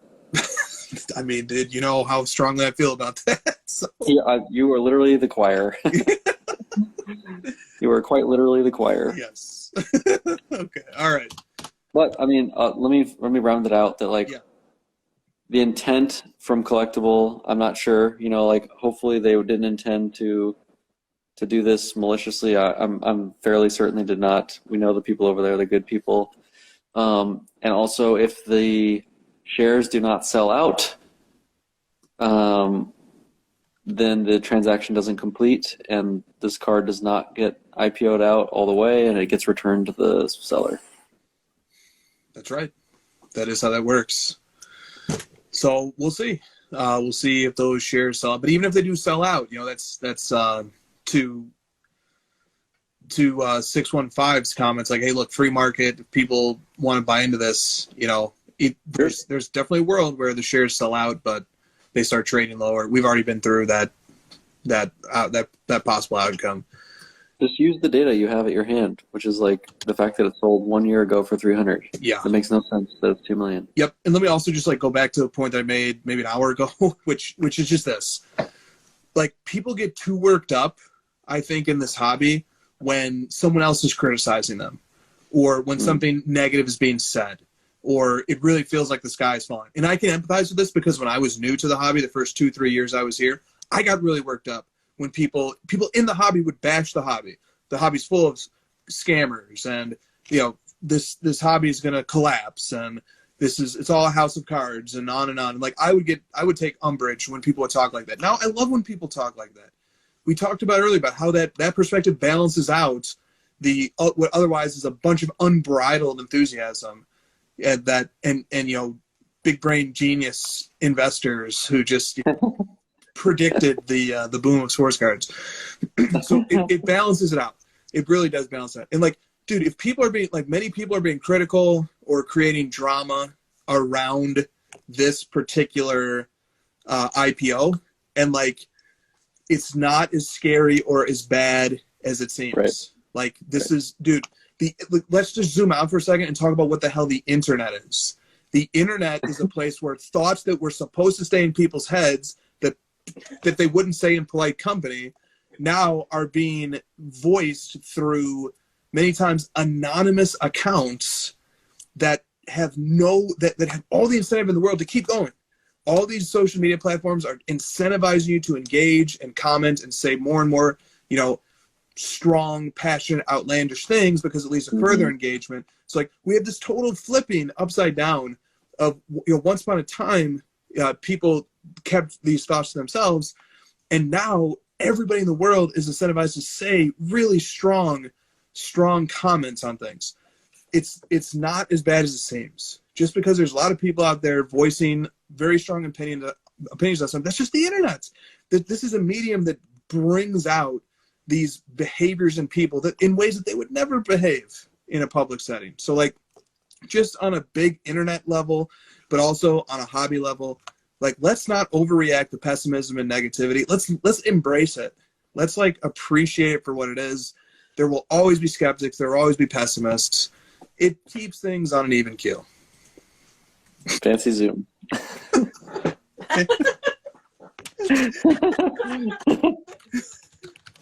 Yeah. I had to let you go off on a very serious topic and just totally derail it with 2 words. Yes. No, those are You're like the new internet, Web3, fancy Zoom. Yeah. I mean, dude, it's never people will sometimes message me, they'll be concerned about you and I, like, oh, somebody said something bad about you in Card Ladder. And I'm just like, great. Like, they're like, aren't you worried about it? Like, aren't you going to make a video, responding to this? Like, no, sorry, I'm not. And you don't have a billion, random baseball player cards in the index. Don't you guys lose sleep over that? Not really. No, look, dude, this is the internet, and it's always going to be unnatural and a weird and scary place, but you have to just take it on its own terms for what it is, and come to lean in and embrace and appreciate all of the ugliness that the internet entails, because it's very important to the internet functioning properly that there's lots of different, negative points of view that like keep people in check, basically, that keep people getting too crazy and egotistical. I feel like the best way that you can actually mature as an individual is how you handle someone like hating you or not liking you or saying mean things about you. How do you handle it and respond is, to me, the barometer for maturity. Yeah, that's a great point. And like in this hobby, there's going to be a growing period because we have hobby celebrities now who influencers. Let's go. We have influencers. Dude, there's nothing anyone can say about you or I where we're not like, first of all, that we haven't already heard it, or second, that like, it's going to affect us or bother us. No, I've heard it all. We have people who are building audiences that are probably well beyond what they would be able to command as an audience if they were speaking on any other topic. But because of timing, and because they've built up pre-existing sports card audiences, they're getting lots of new audience members, followers, likes, engagement. They are not necessarily equipped to deal with being in the public eye. And so it's going to be really weird and awkward and interesting to see how those particular people deal with criticism, with people who just hate you for no reason, or who hate you for very good reasons that you will have to reconcile with yourself. Like trimming cards. Like, I have a good reason. You trim cards, motherfucker. Right. Yes. Or your YouTube content is really bad, and all you do is make top 5 videos. I hate you. Yes. So, it's going to be an awkward, weird time. Like, you're going to see people lash out in the strangest of ways, and they're going to, make these overly emotional, defensive overreactions. And, like, it's going to be a bumpy period for content creators who, in 99 of 100 simulations would have never become people who talk to big audiences, but in this simulation they did. Yeah. Yeah. Talk about you don't have to go too far into it because it was an hour episode, but the Brett episode, or you were on Stacking Slabs and you talked a lot about this. Mm-hmm. Is there anything that maybe that you talked about in there that you haven't talked about already? It's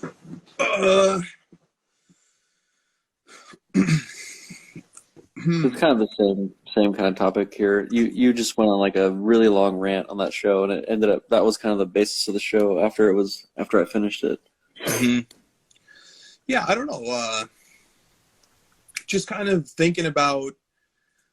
I'm the one who reacts later rather than earlier. Like, you, much to your credit, were talking about how the populations and the prices on these base PSA 10 cards, especially of modern prospects, don't make sense. And these market caps don't make sense. Right. And there is a problem here. This is not sustainable. And I'm more timid when it comes to that topic. I want to wait for the data to come in and then decide it. But you saw the writing on the wall. And it turns out that it really was no more complicated than there was a culture of get-rich-quick people who came into the hobby, who saw an opportunity, who bid up, who sort of using the transparency of marketplaces, bid up cards, were more than content to pay all-time high prices because they had large quantities themselves, and then slowly trickled those cards out of their supply and just exited the hobby and went on to, because like right when the hobby was sort of reaching that weird early 2021 peak, that was the same time that Top Shot was being marketed hardcore to the collectible space.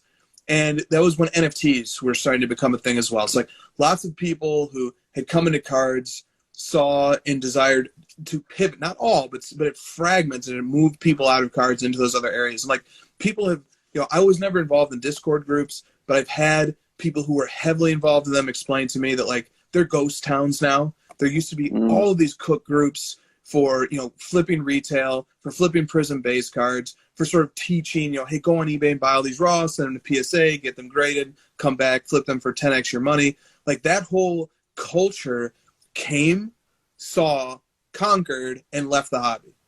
Yes. And the end result is like the simpletons of the collector world like myself, buy a Luka Prism-based PSA 10 for, I didn't, but like, it could very easily have happened to me like, oh, Luka's Prism base is a very iconic card. This is his answer to the 86 Fleer Jordan. Let me buy a PSA 10 of this card, and this could be a really cool way for me to, have an investment in Luka's career. Not understanding that the entire market was so manipulated and inflated and so being controlled that I didn't stand a chance to succeed in that market if I just wanted to, be a normal collector and own the card and put it in my collection for the long haul. And so there's people who bought that card at $1,000, at $800, at $1,200, at $2,000 even, and now it's trading at $400. And they're like, what happened? Like this is Luka's Prism card. Prism is the main brand. It's a PSA 10. It looks awesome. I'm loving rooting for him, and his card value is going down. This is brutal. This is tough to handle. And dude, with 20,000 plus copies, it will be so hard for a card like that to get back to $2,000 ever, because as it climbs up, people are going to unload them. That's so many copies. So there was a lot of those simpletons like myself out there who just collect cards because we want them and we hope that they just maintain their value. And that didn't happen. People got absolutely killed in the over the last 2 years. So yeah. Dude, on the thought of, predicting that something's going to go down or whatever, I'm no genius. I always apply the same thought, which is like when something 2x's for no like real reason, I'm like, oh, that's coming down. Mm-hmm. And I'm not, that's just the way I think about it. Someone's like, oh, football cards are undervalued. I think you should be buying them. I'm like, they just went up they just doubled in the last year. I don't think you should be saying that because literally they just doubled. I think that's a dangerous statement. Yeah. Like statistically, I'm probably more likely to be right that they're going to go down than they're going to continue to go up just based on the fact that it just went up. That's the end of that one. You made that really interesting story, a post about the 2 buckets, and I wanted to add another bucket. Your buckets were, you're either making content about, can you say it again? You're making content about the cards, or you're making content about yourself? Is that generally what it was? Yep. I had another one, which was you're making content about something that you genuinely enjoy in the moment, no matter where it is on the spectrum of hype, or you make content about what's the hottest thing at that very moment, and you shift between them. That's the other. I'm not challenging your bucket. This is a better one. It's just another one I thought of where like a lot of the content I see is like they move from cards to NFTs to wrestling. You know what I mean? Like whatever is the thing that brings the most positivity, whether it be genuine or not. That's the content they move between. That's the other dead giveaway to me. That's like maybe be skeptical of that content.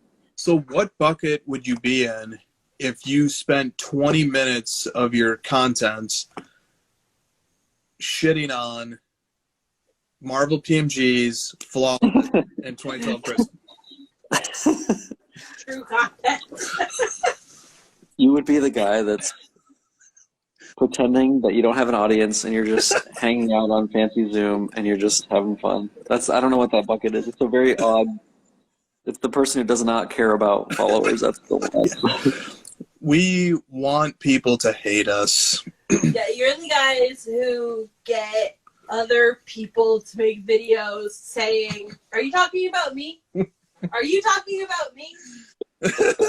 I think he's talking about me.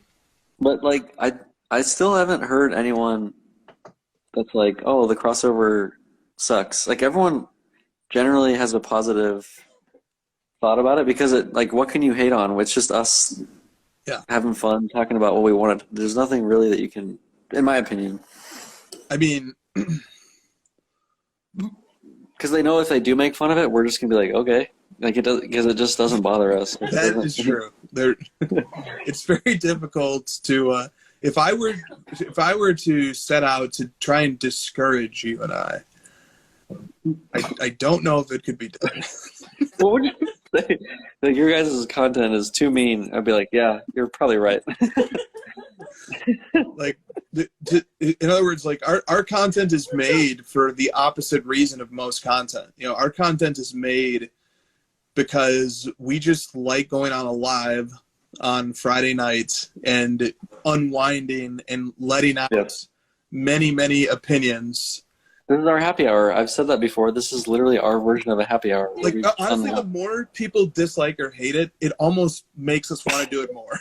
But, like, the funny, like, the thing is, like, this would be a conversation that the two of you would be having on Friday night, even if it. How about this? How about like when we are together, we're actually more tame. Yeah, that's true. We talk more shit on this live, I think, than we ever do even in person. I was trying to get you guys to talk more shit when you were at my house, and I feel like you guys were trying to be too nice. Maybe because of the environment. My kids are here. How about the fact that I like dropped an F-bomb and like another swear word, and then I look over and your kids are standing on the stairwell, and I was like, "Yep, I'm never gonna be invited back here again." But even Chris was like, whoa. To her credit, I think that's a pretty good error rate. Yeah, it is. For how I think she hours said I was there, that it was only that one time. I was pretty proud of myself. I think you said he's being a fucking pussy, and we all looked at the stairs like, oh my god. Yeah, good old yeah. Okay, all right. Yeah, I want more people to hate us. The flawless thing was a direct invitation to. We're getting our stuff's way too. We have way too much positive outlook on this show. We need to start tipping the scales back. Yes, we do. Things got way too polite and positive and friendly on this show. I'm not sure how it happened, but let's bring this thing back to where it's supposed to be. I'm just like looking over these questions here. Let me acknowledge Awkward High Five, who said 1982 Hulk Hogan's brother, basketball is mediocre. Back again. Don't make me go on this rant about how basketball cards are the one that started this for all you thirsty type beasts. You want to talk about like pandemic and 90, like basketball cards are what started this whole thing. Yeah. Yep. Cards and Candy 911 says, "What's the?" You just want me to get all the hate and hell. You're just passing the buck. No. I just look, I want people to hate on basketball cards. Like basketball cards, like there's too much. There's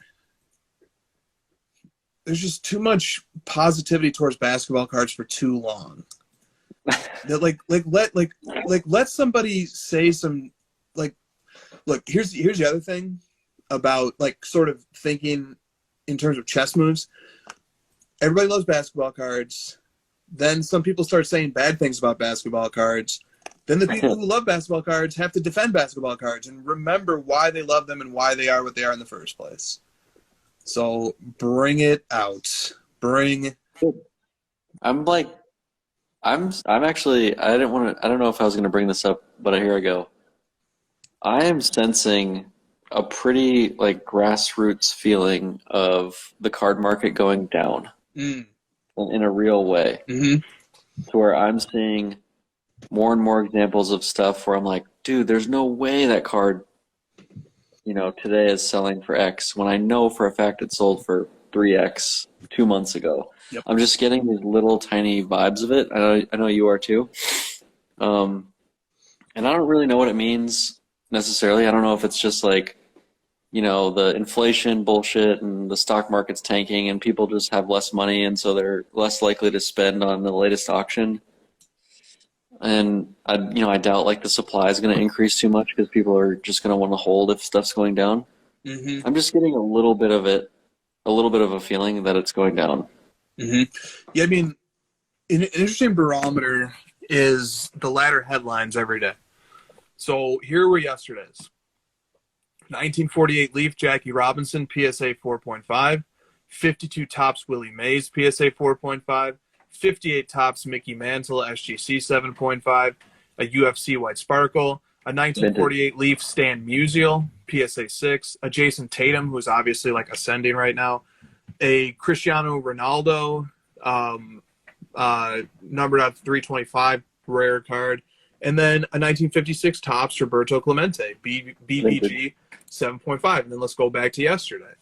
A 1954 tops Willie Mays. A 1978 tops Tony Dorsett. And Anthony Edwards. Spencer Torkelson. Pokemon, Neo Destiny Shining.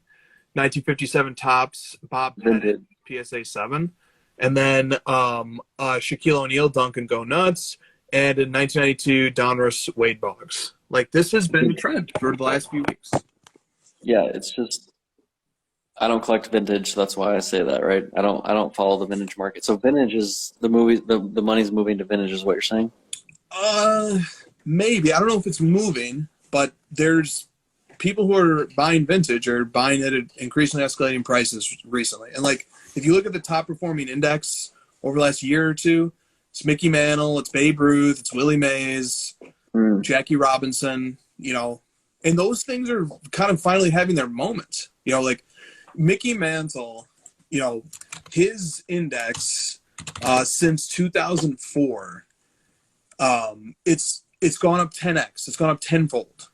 Since 2004, Mantle cards over the last 18 years have gone up tenfold.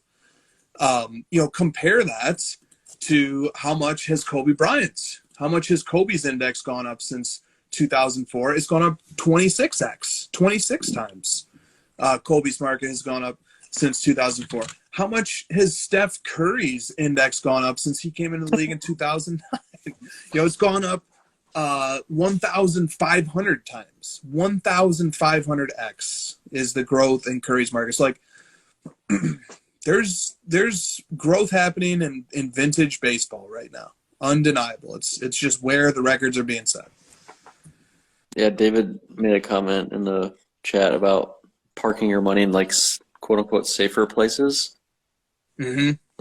And if the like actual stock market continues to go down and there's less discretionary money for people to spend, they're going to be much less likely to spend that money on a prospect and some sort of like, perceived gamble. Yeah. And spend it on where can I just actually park money and like hold it as value that's better than the dollar. And that's potentially where people are starting to pivot their thought process. Mm-hmm. That's smart. Very smart take. Meanwhile, yes. Well, so like I did a series of story posts that pissed people off, as my story posts always do. And I was pointing. Your follower count keeps going down. I'm the only account in the hobby that just has been at 9,000 followers for 8 years in a row. For every new one that comes in, somebody else is like, I fucking can't take this idiot's stories anymore. Even Lamine makes fun of how many story posts you make. Well, I think that's him like being annoyed at my stories as well. So in my effort to piss off all people and make sure that I sting literally everybody, I pointed out that the real estate market, as measured by one of its leading indexes, is down 7.23% over the last year. Bitcoin, oh no, not my Bitcoin. Bitcoin is down 29% over the last year. The Dow Jones is down some percentage points over the last year, maybe like 1 or 2 or something, which like for stocks is pretty big. Like the Dow went down like 5% over the last week.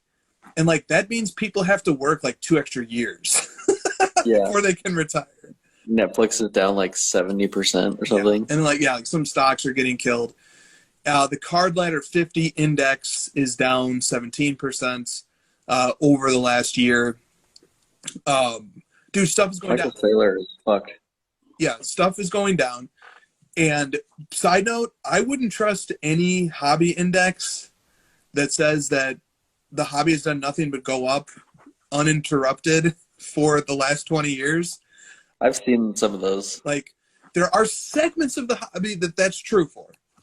But if you move them, it's supposed to be representing more of the whole thing, right? If you move them at time intervals, sure. Like, oh, now I can find something that is still going up. You always could, like, if you and I wanted to, we could create a 50 card index that just makes it look like the hobby 1000x'd in the last 10 years. Just put a bunch of Steph Curry cards in there. Okay, so the consumer price index as a measure of inflation was at 4.6%. So the dollar has lost, about 4.6% roughly of its value over the last year.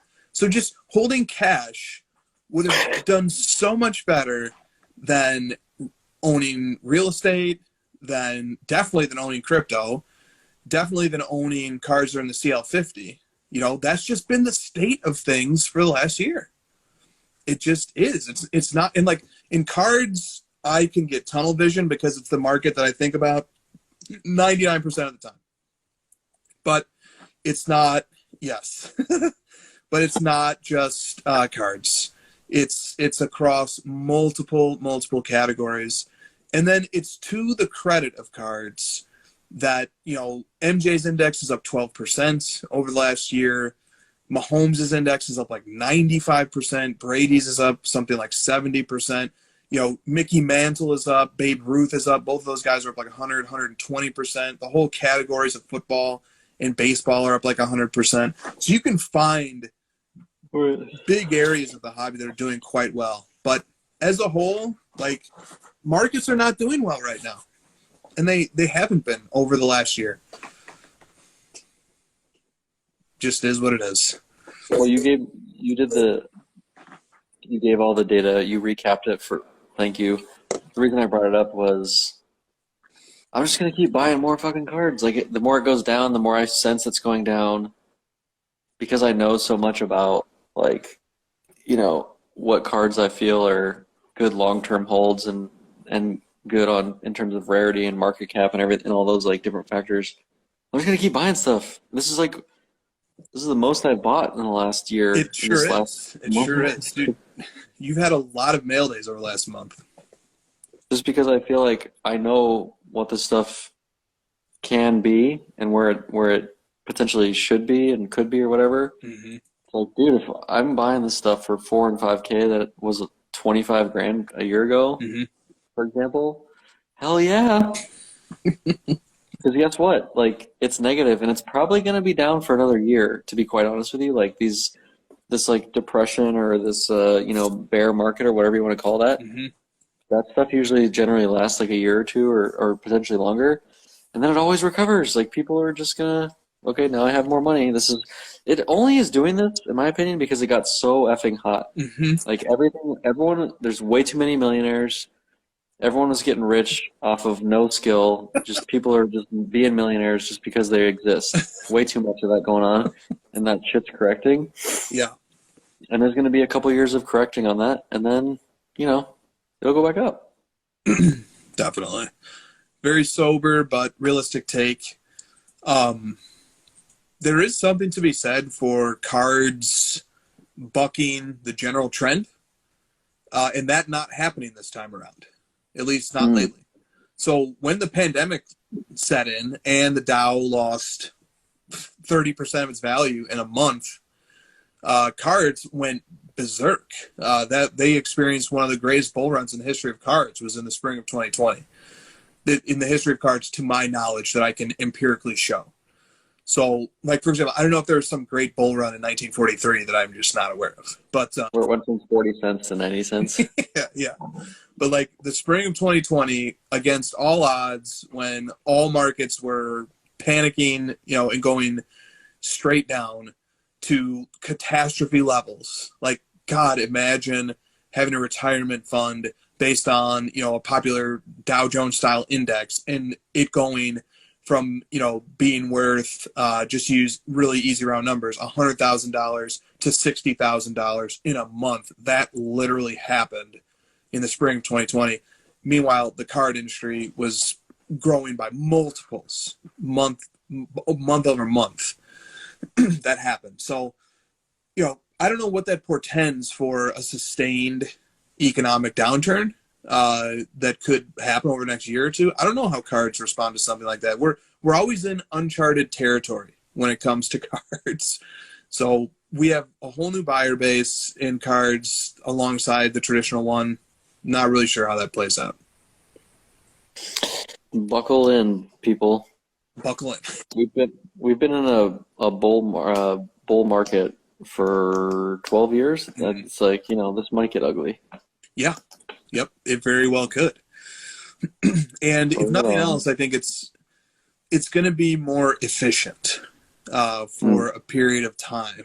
Whereas, there was legitimately a period of time where anything you bought, with a few exceptions, anything you bought was worth more money 3 to 6 months later. Some people do. That's the fact. Exceptions, though.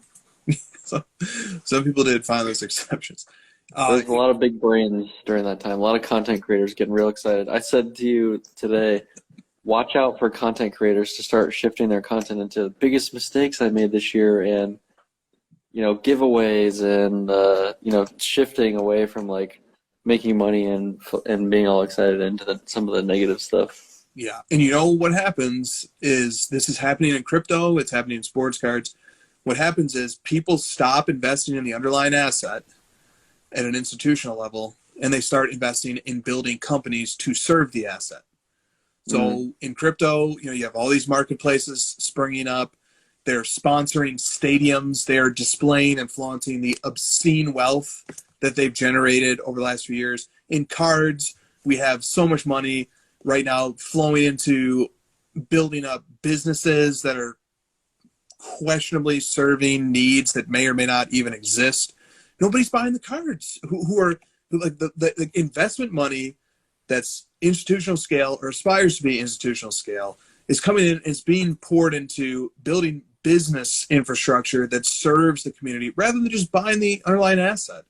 And when that happens, you're going to get, and it's partially because they see all these different margins that are being captured. When that happens, these businesses are coming in, and the reason why they're coming in is because they're trying to take a piece of the pie, and they're trying to do it from a different angle. That alone is going to make this market become much, much more efficient, much more quickly. They're going to take away those gains that the collector was able to largely capture for themselves by facilitating, making your experience more frictionless. What you're saying is, let me distill it down. Yeah. We're in the third inning. Yes, we got to the third inning. We got to the and like, dude, I don't know how the Fanatics because like Fanatics has been totally transparent about the fact that like they want to own the end-to-end experience because there are enormous margins to capture at every point along the distribution chain, from manufacturing to when it finally hits the consumer. Well, so talk about the radical movement a little bit. Like, is that a strategic move, or are you guys just crazy? No, it's just being crazy. Okay. But it's also like disclosing my bias, because I am radically in favor of supporting the card industry and shitting on everything else that even like tries to butt up against it. And so like the main reason why is because I just fucking love cards. Every spare dollar that Christina and I have come into our possession for the last 6 years has gone into buying one card or another, and we very rarely sell cards. I want to keep doing that in perpetuity. I want it to be sustainable. I want this hobby to keep fulfilling. I keep finding ways to enjoy it more and more. I keep finding ways that this hobby becomes more and more pleasurable, more and more enjoyable. I want this hobby to flourish, but people need to understand that like I'm incredibly biased. I'm obsessed with this hobby in all aspects of it. So like we are card radicals. We are so all the way plunged into this hobby. We work in this hobby. We run a business in this hobby. We spend every spare dollar in this hobby. Our lives are centered around this hobby. Like, people need to know that. People need to understand that we are radicals. We are not your ordinary collector. I'll give you another term. It's one that Chris Paul has coined. Okay. Some Chris Paul lecture moment for you here. He's coined this term recently, sicko. That's a great one. He calls himself a sicko, and he looks for other people in the basketball world that are sickos, that spend all of their waking moments watching basketball and studying and obsessing over the actual game aspect of it, more so than like, the NBA can be seen as like, the athleticism, the skill. He sees it as like an actual game, and the point of the game is to win the game. And he terms people that see it that way as sickos. And so maybe you're a sicko. There's no maybe about it. That's a guarantee. I totally relate to that mindset, but I understand that 99% of people don't. So that's just why, like, when people hear my analysis on a topic, they have to understand that it is coming from a legitimate sicko. That's why people don't like Chris Paul, is that he like doesn't empathize with people that aren't sickos very well. Yes. And when he's on teams with them, it can be very uncomfortable to be on his team 100%. When he's 100%, dude.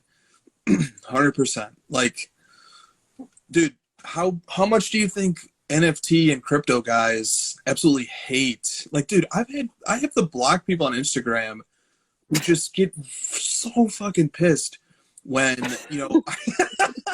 I do. You love it. Come on, man. Don't lie. What's that? I said you love it. Come on, man. Oh, I know I do, but like sometimes guys just get like, dude, one guy sent me fucking like 8 pages about why Bitcoin is the future. And, okay. I'm just like, no, can't do this. Like, I've taken a very hard line stance against people who are actively trying to either convert their audience building sports cards and then pivot them into something else, which is very annoying. That's what I said. Yes. My new bucket. Bucket beat. Yeah. Exactly. Like, and we see it happen over. Dude, if something is good for the sports card hobby, I'm going to fucking embrace it and love it and support it and nourish it and mold it and refine it. And if something is trying to do damage or siphon away something from the sports card hobby, I'm going to oppose it. Easy. It's the most predictable thing ever. It's just like if it was like in basketball, if something is helping my team score a bucket, great. And if it's taking away my team's ability to score a bucket, I hate it. And I'm going to oppose it. If you have Donovan Mitchell on your team, you're just going to immediately hate it. Wow. Hopefully people don't stick around for hour 3 where I'd start dropping my little bombs. Cards Nation, quote unquote. Yes. That's just a huge problem. That's just such a huge, huge problem. Audience building in the sports card hobby, and then fucking pivoting into tickets, pivoting into NFTs, pivoting into memorabilia. Like, whoa. It's the bucket. I'm telling you, that's the new bucket. I nailed it. Yeah. I like both of those buckets. Are you for cards or yourself, or are you for what you actually like or what you perceive to be, hyped by everyone around you? Mm-hmm. Mm-hmm. Yes. I like those buckets too. Zane is always just like always very in tune with what we're talking about. Zane is annoyingly perceptive. He's a sicko, as it were. Absolute sicko. He gets it always quickly. Anytime someone says something negative about the hobby, or just anything in this space we're exploring, I'm like, this guy is thinking critically right here. Let me figure out more about this guy. Yes, definitely. Because anyone that's like, guys, you know what? Anyone that says this statement, I think VHS is undervalued right now, or I think wrestling is undervalued. I'm just like, God, you have no fucking critical thinking going on at all in your life, Yeah. But if they say something like, Man, I think tickets suck. I'm like, okay, let me hear more about what you got to say. Like, why do you think they suck? Because everyone else seems to think it's going to the moon. Mm-hmm. What's your reasoning? What's your thought process? Why are you thinking that? Because it's, you know, you're trying to explore the underlying reason of why you think the opposite of what's currently happening should be happening. Yeah. Yep. Hard hipsters. Oh my God, that's so true. But I hate it. But I made this. This is my favorite observation I've ever made about you Mm-hmm. in my whole life. Is that hipsters? You already know where I'm going with this. Hipsters care. Like the whole basis of a hipster is that they don't care about their appearance so much so that they actually do care. Mm-hmm. But Chris literally doesn't care about what you perceive of him, and that's the true, like, actual hipster. In all of its crude and Potentially offensive. offensive glory. It's a compliment, I promise. No, I know it is. I know. Yo, I don't know. I feel like there's just so many more rabbit holes to go down and more shit to stir, but a lot of shit has been stirred in this episode. I already got the flawless people down our freaking DMs tomorrow. Yeah. Yep. Yes. Game worn, I know. Is it all game worn for real? Or is that just like a thing that's... I think it is. Is that just that's like part of it? Mm-hmm. Yeah. But Immaculate's not? Some is, some isn't. Rookie stuff is not in Immaculate, right? Why? I think it has to do with the speed with which they can get back the game use rookie jerseys. Because Flawless is released at the end. Yep. Correct. But then if Prism is released late, how come Cade Cunningham's picture is a Photoshop picture of him at a TCU practice? We can't, like, kill them for that yet because that's a mock-up. Okay. I'm ready, though. Oh, yeah. We don't. All right. South says, did we talk about card trimming? Yes, we did. Yes, we did. So, all right. Anything else you want to touch on here? We only did like 5 questions, but... Yeah, and we had some good ones, too. Like... So RJ Hampton card says, with eBay authentication on Raw and slabs nowadays, how do we protect people who are going to shows to help them spot fakes? Which is like a weird direction. But do you want to talk about eBay authenticating graded cards now as well? I noticed that, and it's annoying. I just want the cards faster. Right. Yep. They're already graded. Like, I saw a post, and like, eBay is... The intent behind what eBay's trying to do is bring yet another level of legitimacy and trust to their platform for trading cards, which is great. Yeah. But the counterpoint that I saw a few people make is that, and I can't take credit for this, but I think it's a smart point, is that this is maybe actually discouraging people who are on the fence about buying a card or not. It's making it more complicated and more awkward. And it's like, oh, the card's not even going to be shipped to me. It's shipped to some intermediary. And then, like, there's a chance that I'm never going to get that card because, like, their authenticator is going to determine that it's not authentic. It risks complicating things and actually discouraging buying cards at a time when there already is a higher than usual amount of pessimism about buying cards. That was a pretty interesting take. But is it real that I'm going to buy a PSA card and then not PSA is going to authenticate that it's a PSA card? I think that's right. Yeah. I don't know. I don't know who's authenticating it. I don't know what. I don't get it. I don't understand that. I can look up the cert myself. Literally psacard.com/cert/punch in the number. Yeah. It's the race to serve the collector by, building businesses. Well, it's you know what it is? It's like it's like TSA.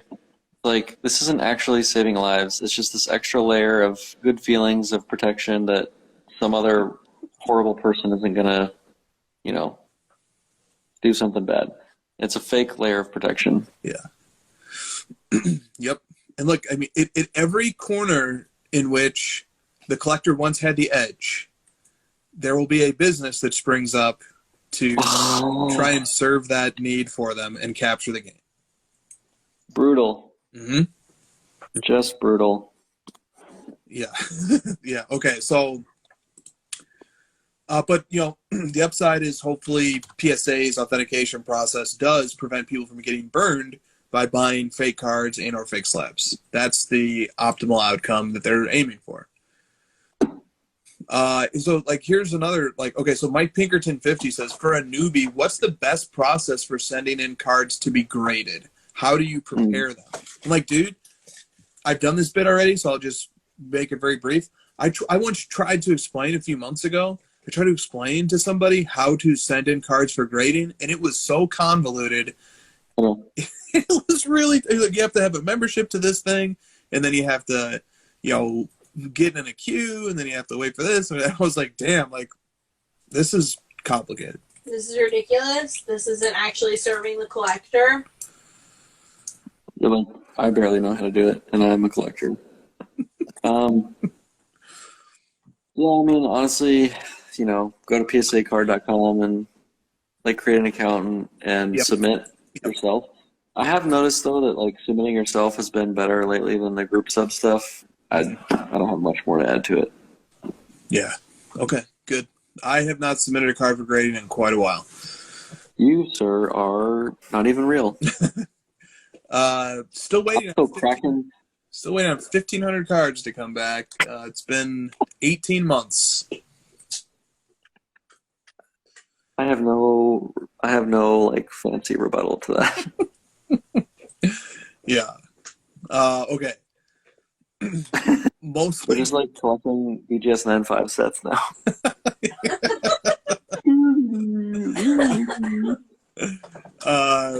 No, it's a nice paperweight for the week. We were forced into that because the best card from the set we got in a BGS 9.5 because that's the only one that was available. And so now, we're not. You can't. Beggars can't be choosers. So. This was probably the cheapest one you've bought so far. No, that's the second most expensive one. Oh my god. That was the other. You know how you were saying when I buy Christian McCaffrey, he's 100th Mahomes. Yeah. I've been doing that with Bridges against Trae Young. It just makes me feel so much better. Yeah, there you go. You could definitely do that against Trae. He's a seventh the price of Trae Young, and he's a third of the price of Shai Gilgeous-Alexander. I'm like, what? Yep, that is a fun game to play. It helps you stay a little bit sane. I definitely played that game with the Jokic Prism Black 1-of-1. Definitely played that game multiple times before, feeling okay, feeling not totally crazy. Radical, very radical. I mean, the tray in a BGS 9 sold for $500,000 last year. So it's just we're just using Trae to feel good. I just, if I have to use him, that's fine with me. I've been saying that dude's overrated for 2 years, so I'm finally feeling pretty good about myself. And notice I haven't taken that many victory laps. I could take way more. Yeah, you could. Do you like the victory lap though? To me, the fun is saying it before it happens. Yeah. Yeah. My favorite scenario is saying it before it happens, and then when it happens, just doing this. Yeah. Totally fair. I was getting DMs when he hit the game winner in game 3. I was like, for real? For real, dog? Guy, let me just remember your name.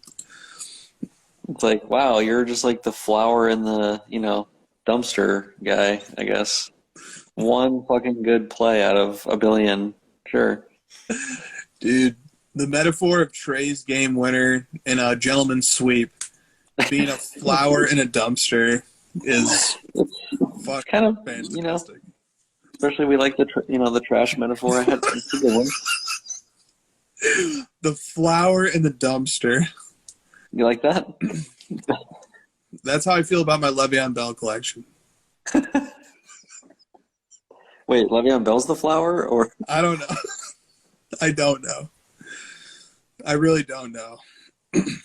I want everything to be the flower in the dumpster. yeah, well, I mean, the point of the flower in the dumpster is that like it's mostly bad, Right, but there's this one thing. and it's like On the flower. like the dirt, like the earth, composition of the dirt around it is good enough to make one flower, but for the most part, it's just a bunch of trash. Like technically, the dirt could sustain one single flower, and that was that game winner. Dude, people were like, "Did you see what just happened? They're fucking hit a game." I'm like, are they down 2-1 and they're gonna get blown out? Like they barely won. I don't know. Sure, yeah, it was great. And then, dude, Bill Simmons was talking about this, where he's like, What, Jason Tatum? "Fuck you." Where he's like, God, it's so annoying, dude. It drives me nuts. I have to involve you every time I have it. Okay, so he's like, you made me lose my train of thought, you fucker. Oh, I don't know. He was like, Trae Young's whole thing, his whole shtick is that he is, like chip on his shoulder, and he's just like this killer ice Trae thing. He even lost that in the series. Like he was just totally demoralized. Yeah. Yeah, Bill Simmons is definitely pivoting against, because those players are getting those 3, 4, 5th year, and now they're no longer You should make that a thing. Yes. The 5, like some sort of like 5th year option, clever thing that we could come up with. Yeah.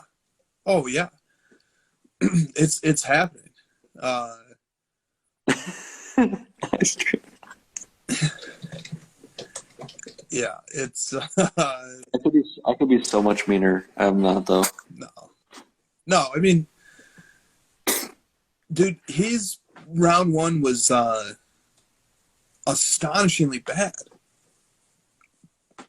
Like, it's not even. It's worryingly bad. Like, it might not even be fun to hate on him anymore if that. Yeah. Is portending something for the future. To hate on somebody, they need to there needs to be an other half to it. Like, yeah, it's like hating the lamb that like broke his leg. It's like, Jesus, what's wrong with you? But I'll always have that rose in the dumpster. Yeah, that one. Ooh, wait, hold on. Let me prop my phone up. Oh, dude, I predict something right now, and I totally understand it, and I will support it. You will hate Luka by the time that series is over. Oh, I definitely. I'm preparing. You're preparing. And dude, he did like this fucking face in Game 6. I don't know. Yeah, I saw it. I'd never seen it before. Fans, like, what does it mean? What does that face mean? I'll tell you what it means. It means the Jazz fans are fucking insufferable, and he finally was like, "Oh, wait, Jazz fans, you're losing." How about the fact that for I think it was game 3, Josh is still making the face.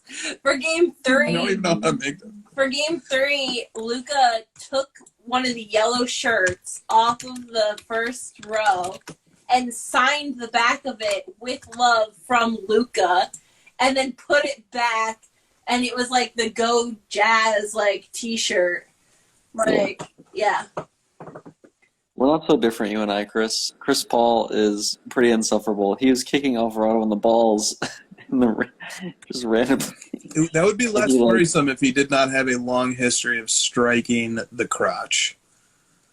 And he also, set a pretty gnarly screen on Alvarado and was just like, let me just stick this little rear out and just knock him on his ass. And actually, that Herb Jones play where Herb freaking body checked him into the ground. If you watch the full replay, right before that, the preceding action before him getting body checked was him chicken winging Herb Jones all the way up the court. Yeah, Just like yeah. constantly elbowing him in the ribs. Well, I never knew what it was to hate Draymond Green until they Welcome played to my 4 years of pain. Oh yeah, and it was like I'm a very newly minted Nuggets fan, and dude, like just him in person is just as bad. Yes, as he is, like, because you might think, oh, he's a little worse on TV, because there's all these zoom ins and you're just always shutting. No, insufferable. And how much do you hate? You probably don't hate Steph yet because it hasn't been enough, but like him chewing the fucking. Oh, he did this little thing. At the end of towards the end of Game 5, a game which they barely won, and I just like the Warriors. I actually immediately took out my calculator, and I said, let's add up how many MVPs Steph Curry has. I said 1, 2, and I stopped because that's all the MVPs that Steph Curry has won, despite having 3 titles. Just imagine 4 years of that little fucker and Draymond. Just imagine that. 3 more years of what you just endured. That's how much I don't like the Warriors. Mm-hmm. We were yelling insults to all of them. And after the game, we were like, "Oh, hi, how are you?" Yeah. And Klay Thompson with his whole, I guess LeBron just got his feelings hurt. Motherfucker, my feelings hurt, dude. Here comes a 3-1 comeback, motherfucker. Why don't you go get Durant to save your ass? How about that? Yeah.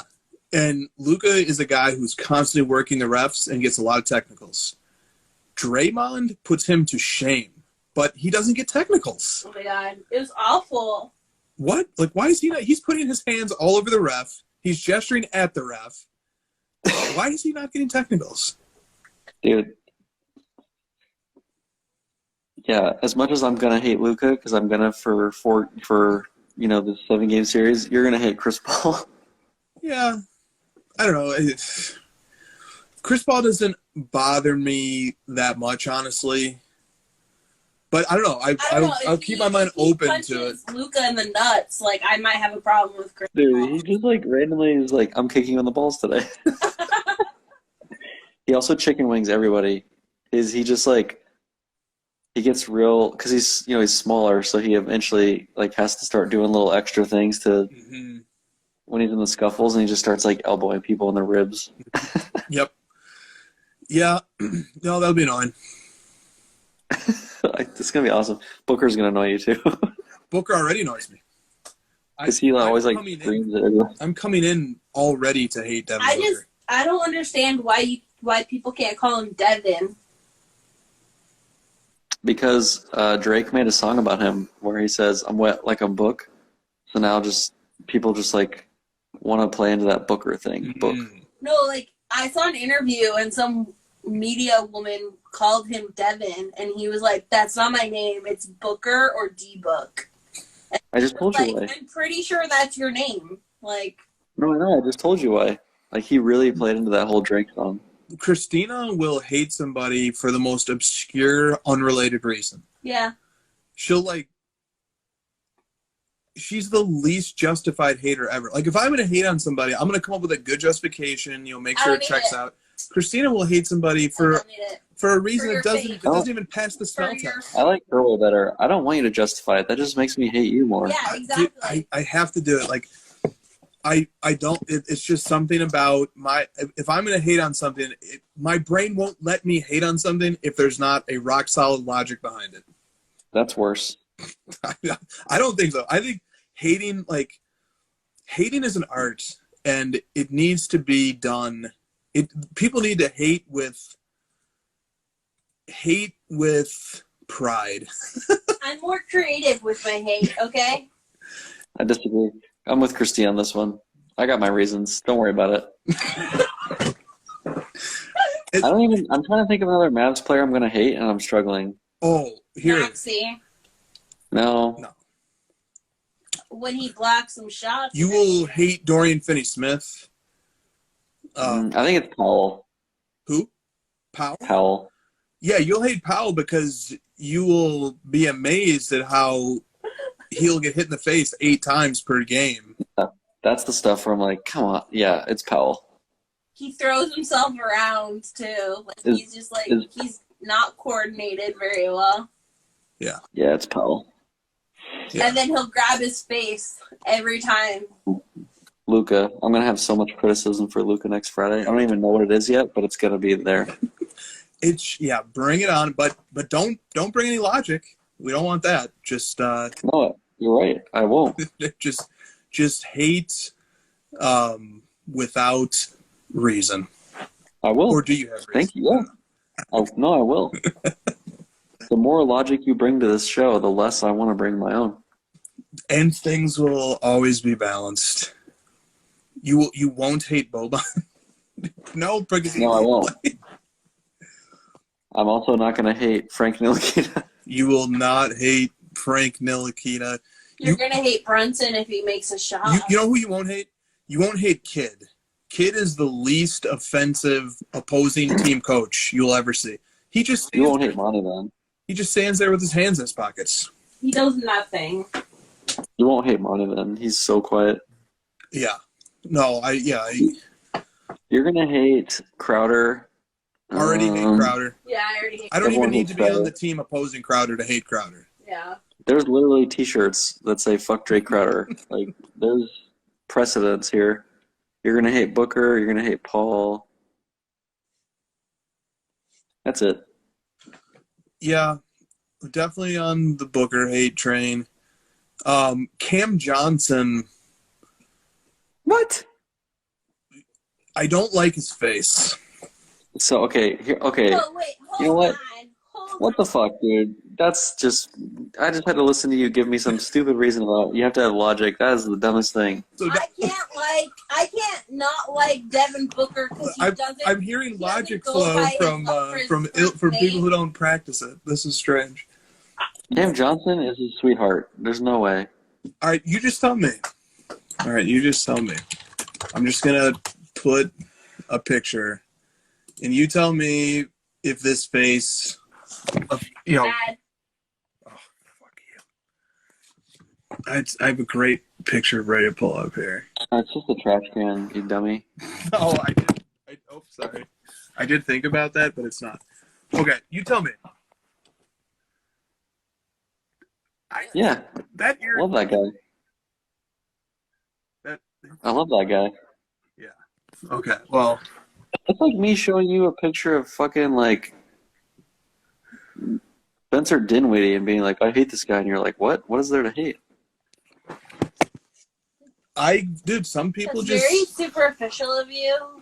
At least I don't like Devin Booker because he doesn't go by the name his mother gave him. He thinks he's too cool to be called Devin. He does. Dude, have you seen his pressers? He's always wearing the fancy shades, and he's just got that, like... Devin Booker is a very easy villain. I'm not seeing it with Cam. I don't know what you're talking about. He's just like a goober. Has there never been? I'm sure my face for some percentage of people is just the look of it alone pisses them off. Yeah, and I get over it every fucking day. So you can get over it for Cam. No, I'm kidding. The punchable face. Cam is just like, if I had to like rank them, he's like the bottom of who you're gonna hate. I don't know. I've definitely have watched him in games, and plus he shoots a very high 3-point percentage, which is probably going to trigger me. I'm pretty sure he was a top 5 in the league this year. Or at least He's number 4. Yeah, that information was well. Don't use stats. We wouldn't want to have you do that, but I do believe that somebody had passed that on to me. It was Nick yesterday, I think. Yeah. Yeah. You're just gonna hate our good players? That's what you're saying? Am I supposed to be logical about this or not? You guys have to be so confused now. No, you made the statement. You put your foot in the ground saying, I'm only going to hate if I have good reason. And then you shifted. We're not shifting over here. Yeah. I'm not fucking hating him for stats.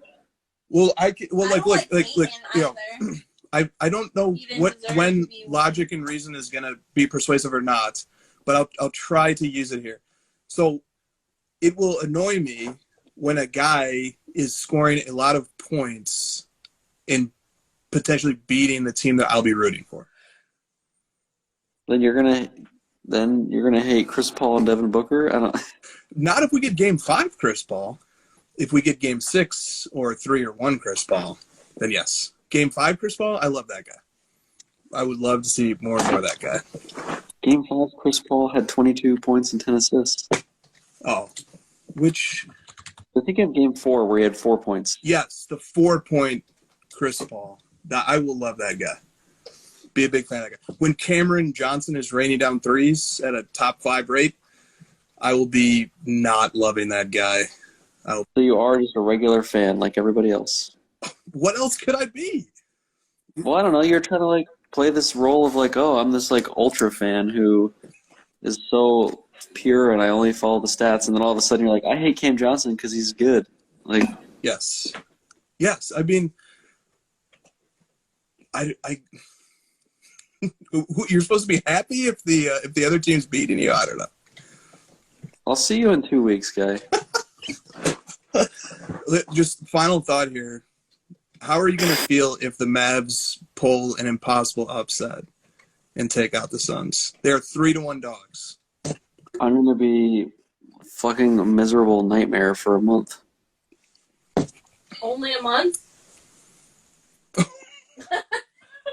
How are you going to feel if the Suns sweep the Mavs? I'm not going to talk to you for like 3 months. If the Suns sweep the Mavs... It's going to be really awkward in business meetings. Nobody asked you. It's my turn to answer this question. Okay. If the Suns... I already know Christina's response. It's the same as mine, the reverse. If the Suns sweep the Mavs, then I'll be most upset at the Mavs for getting kicked. God, you're so boring. That will be the absolute truth. Because it will be such a letdown. You know, like, the thing that was so tough about this Clippers series was they were legitimately in them, and they still lost. They were up 2-0 and had a 30-point lead in Game 3, and they still choked away and lost the series.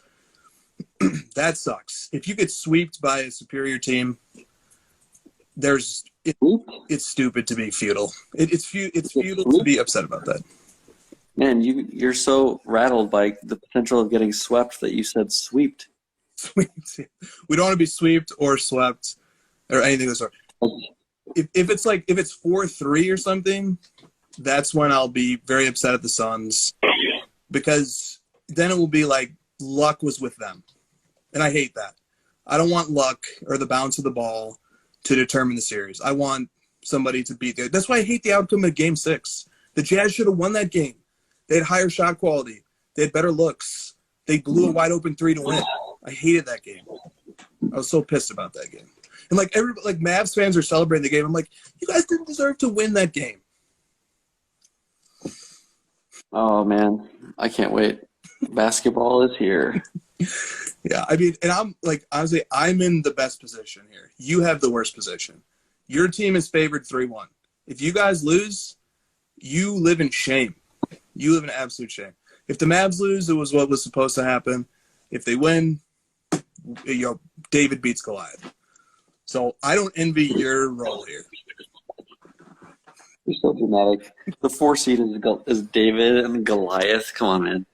Well, what do you think the odds should be? Oh, I don't know. The best player on the series is Luka, and then the second, third, and fourth best players are on the Suns. So, yeah, clearly I think the Suns are favored and they should win. And, if it plays out the way stats show, the Suns will win. But Luka is a bit of a wild card here where he could just beat them. Dude, I've seen series where it's LeBron and then the second, third, fourth, fifth, and sixth best player on the other team, and LeBron still won. That's why I don't want to hear this Giannis Middleton stuff, because I'm like, bro, I've been in series where it's LeBron and George Hill versus a good starting 5, and they won. So, yeah, I guess so. South, you're wrong about that though, bud. Look up how the Mavericks played against Golden State this year. When Luka plays, they play Golden State pretty well, and he's always played Curry well. over the years. I don't know how the Suns match up against the Warriors. I haven't looked into those head-to-heads. I think they're 1-3. Yeah.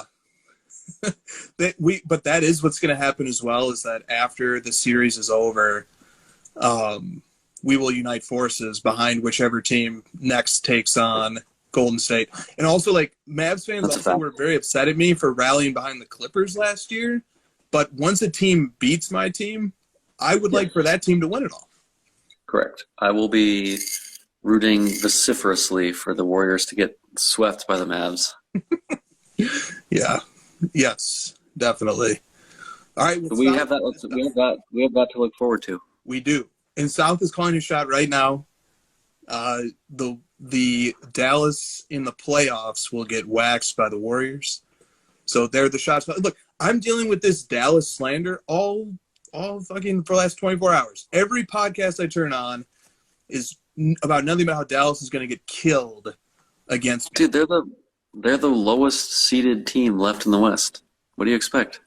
Well, first of all, there needs to be a lot more respect put on their name, because if we're going to play the Celtics, if we're going to jerk off the Celtics, the Mavericks had a better record than the Celtics over the last 48 games.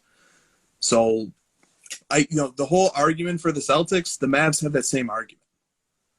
Yeah, Stiff says Warriors Celtics finals, probably.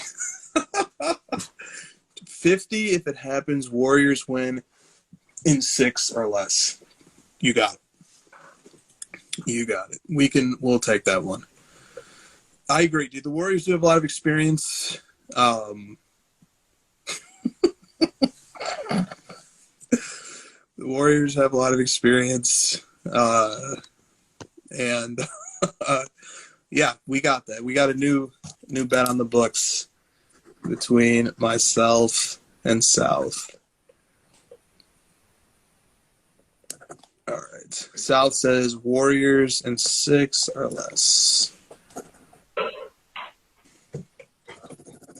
All right.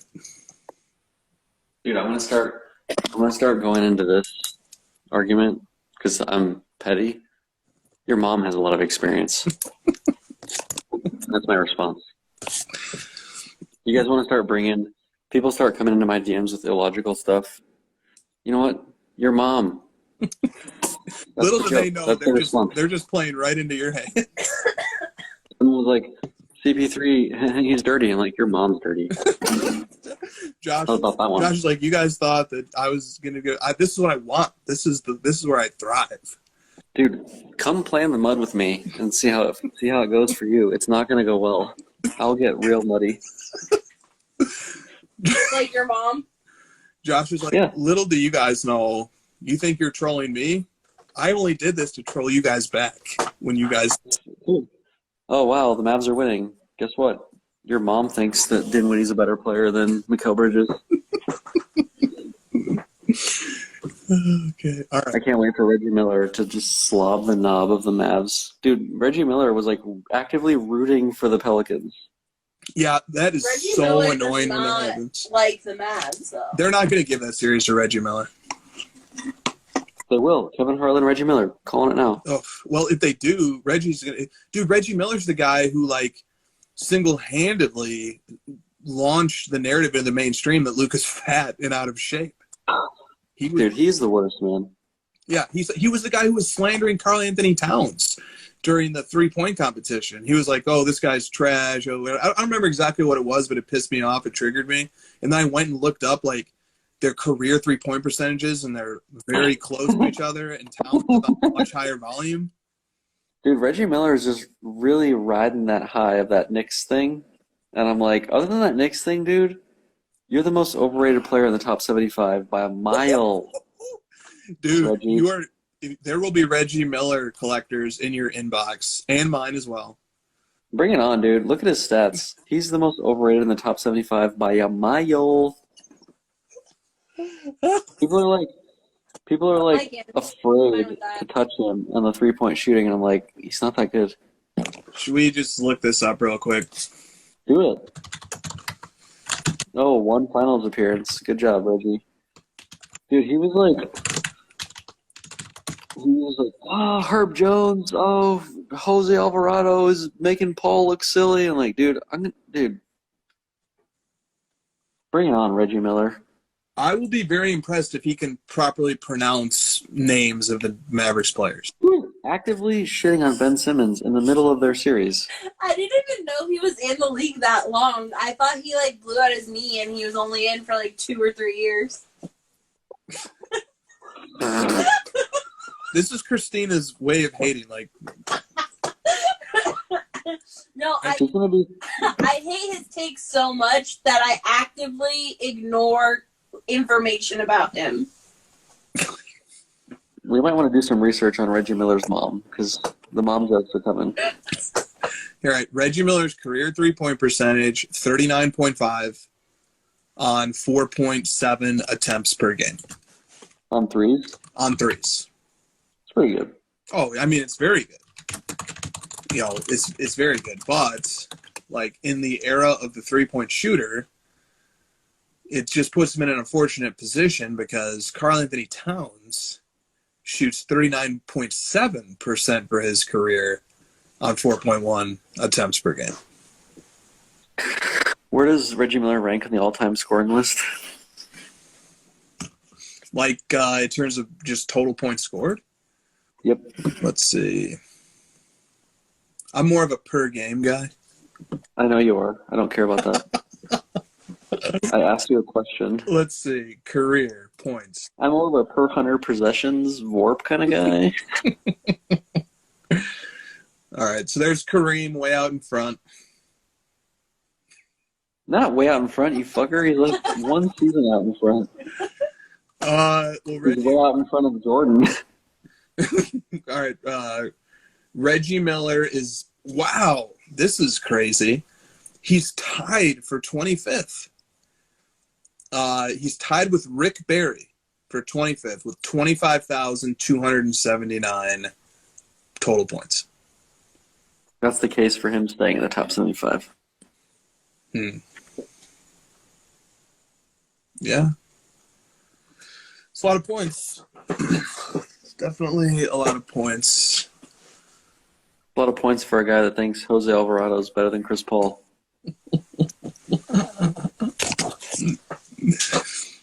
Can you be mad at him for that, though? I mean, what the fuck? Isn't he just allowed to feel that? Or? I don't know. Rose in a dumpster. I don't know. Live look at Reggie Miller.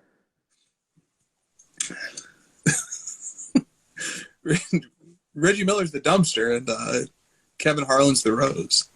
I love Kevin Harlan. If you're allowed to have your chip on your shoulder about the Mavs and Luka, I'm allowed to have a chip on my shoulder. Of course. See, this is one thing where we're total opposites. Because, to me, I expect fans of teams and players to come ready to do battle. But you're just more I'm just gonna. I'll be over here enjoying my team. You be over there enjoying your team, and let's not do any battle. I mean, you can start it. And I'll finish it if you want. Oh, I did. I fucking said your team is the Jazz. So we'll wait. We'll let you. I'll just go straight to the Luka moms signing cards. I mean, okay, but that's not like a knock against the Mavs. I don't need to knock the Mavs. I can go straight to the core of this and go straight for Luka. I don't even have to bother with the rest of those guys. Well, what's the worst? If you'll get plenty of ammunition on Luka while you watch him play, but one thing that I fucking hate about the way Luka plays, watch him on defense. He won't even close out to a shooter because A, he's rebound hunting, and B, he's too lazy. He won't even put a hand up. I will yell at the screen, dude, if you just put a hand up, you will at least have some chance of disrupting the thought. But he doesn't close out to shooters, he won't even put a hand up, and he'll just hunt the rebound. And if the three goes in, he doesn't care. So, and you'll find other things. What are some other things I just fucking hate about how Luka plays? At the end of games, when he takes 8 seconds to bring the ball up the court, waits another 8 seconds to call for a screen, then dribbles around for 5 seconds and shoots a 30-foot step-back three that doesn't even hit the rim for 4 minutes straight at the end of the game? Yeah. Dude, the similarities between him and LeBron are very eerie. Oof. LeBron does that all the time. I'm like, just fucking dribble the ball up the court. Dude, it's so... And, like, I get Chris it. Paul is the king. Chris Paul is the king. I don't care what you say about Luka. I haven't watched him enough. Chris Paul's the king of walking the ball over the half-court line in 16 seconds. Yeah, but Chris Paul gets better in the fourth quarter.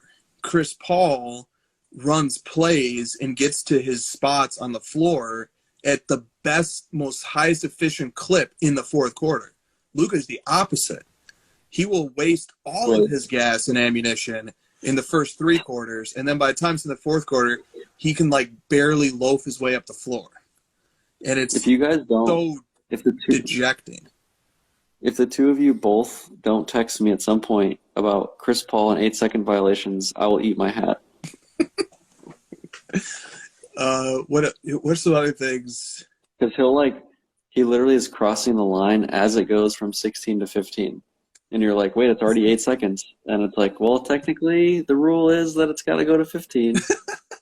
Like, he pushes it that far. And you're like, oh my God, just get across the line. Also, another level on which the Mavericks are total frauds, even though they had a great record over the last 48, their net rating is terrible. They have the net rating of like a 20th best team, but they have the second best record, which means they got incredibly lucky over the course of a lot of those wins. So, like, they're not – how good are they? It's very hard to tell. Oh, we're going to find out. Yeah, exactly. This is a great – like, people are like, oh, I'm happy that Luka got out of the first round.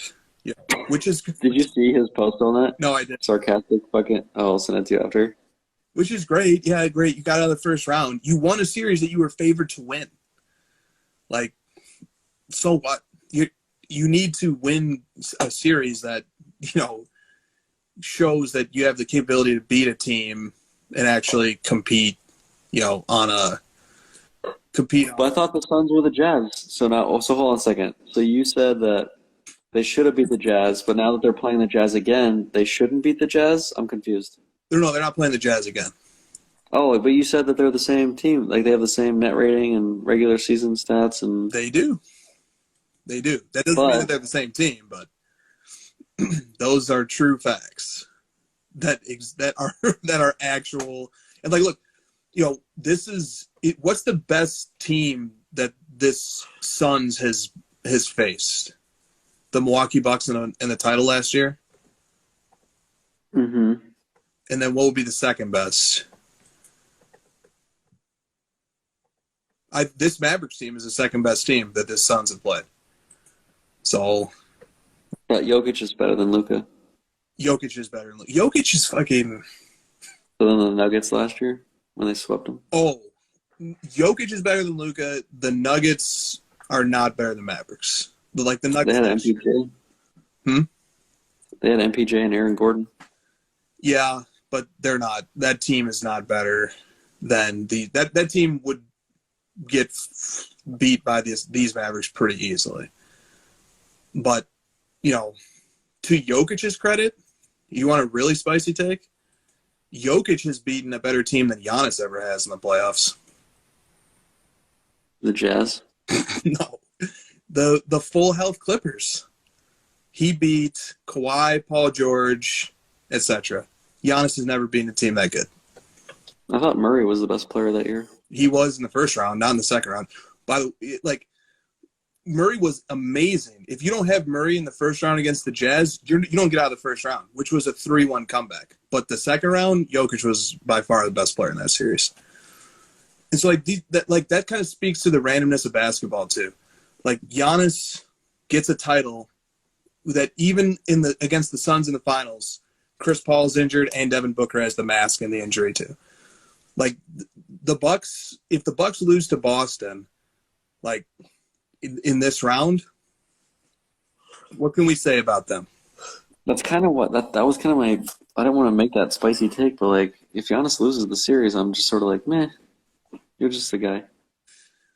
I agree. But that's not a popular take at all.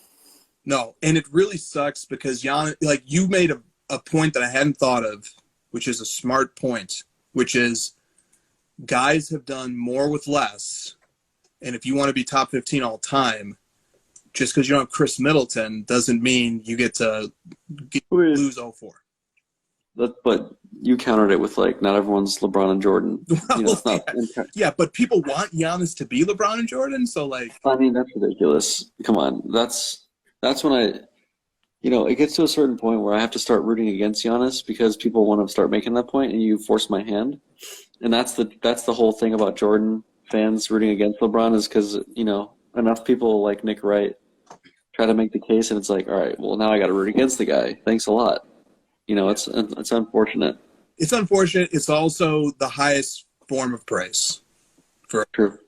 So, it's kind of like haters in the hobby. Like, you hate them, but you know that they're serving a good purpose. It's good. And so, Well, I mean, the whole, like, Trae Young to Steph Curry comparison, I'm like, come on. Seriously? I heard a stat today from Kevin O'Connor that talked about, like, did you hear this one? It's, like, off the ball, like, catch-and-shoot scenarios where they score off the ball. mm-hmm. And Curry this season had, like, 260 such occasions, and Trae Young had 24. Yeah. They're not even remotely like the same stylistic player. Right, but I mean, Curry can create for himself and score, and also create off the ball and score. And right. Trae Young can only score if he has the ball. Yeah, that's another criticism of Luka as well. If ever he gets past the ball to like shoot a spot up shot, either he's not shooting it, or that thing is clanking. I can't even like picture LeBron scoring off a pass. Well, yeah, I guess that's true too. I very or Jordan for that matter. Spot up, yeah. Like I can't picture Jordan running around screens and like hitting buckets. He's more of a give me the ball and I'll kill this guy. Yeah, but that is that is a special thing about Curry. Yeah, is the constant like, dude, the Nuggets got killed on so many backdoor cuts, and it's just like, oh my god, I know. This is how you're gonna lose, is because Klay Thompson faked you out. But who's the Nuggets' second best player in that series? Honestly, if you say Aaron Gordon, I'm leaving this alive. He's terrible. It was different. It was different guys in different games. Like Bones Highland had an awesome game. Exactly. Morris had some good games. Barton had some good games. Aaron Gordon was. Highland wasn't in the NBA at the beginning of the season. Yeah, I don't think Denver's supporting cast is that bad though. Like I thought they hung with the Warriors quite well in the final 3 games.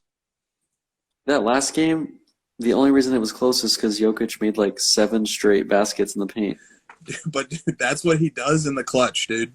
His clutch stats are annoying. He doesn't miss in the paint. No, and he's so awkward. It's just like one hand, the wrong foot. You know how like when you're watching, you're like, God, there's no way that's going in. How the fuck did that go in? And then when you watch Jokic, you're like, oh my God, it goes in every time. How is this happening? Yeah. He's not the smoothest of players. No.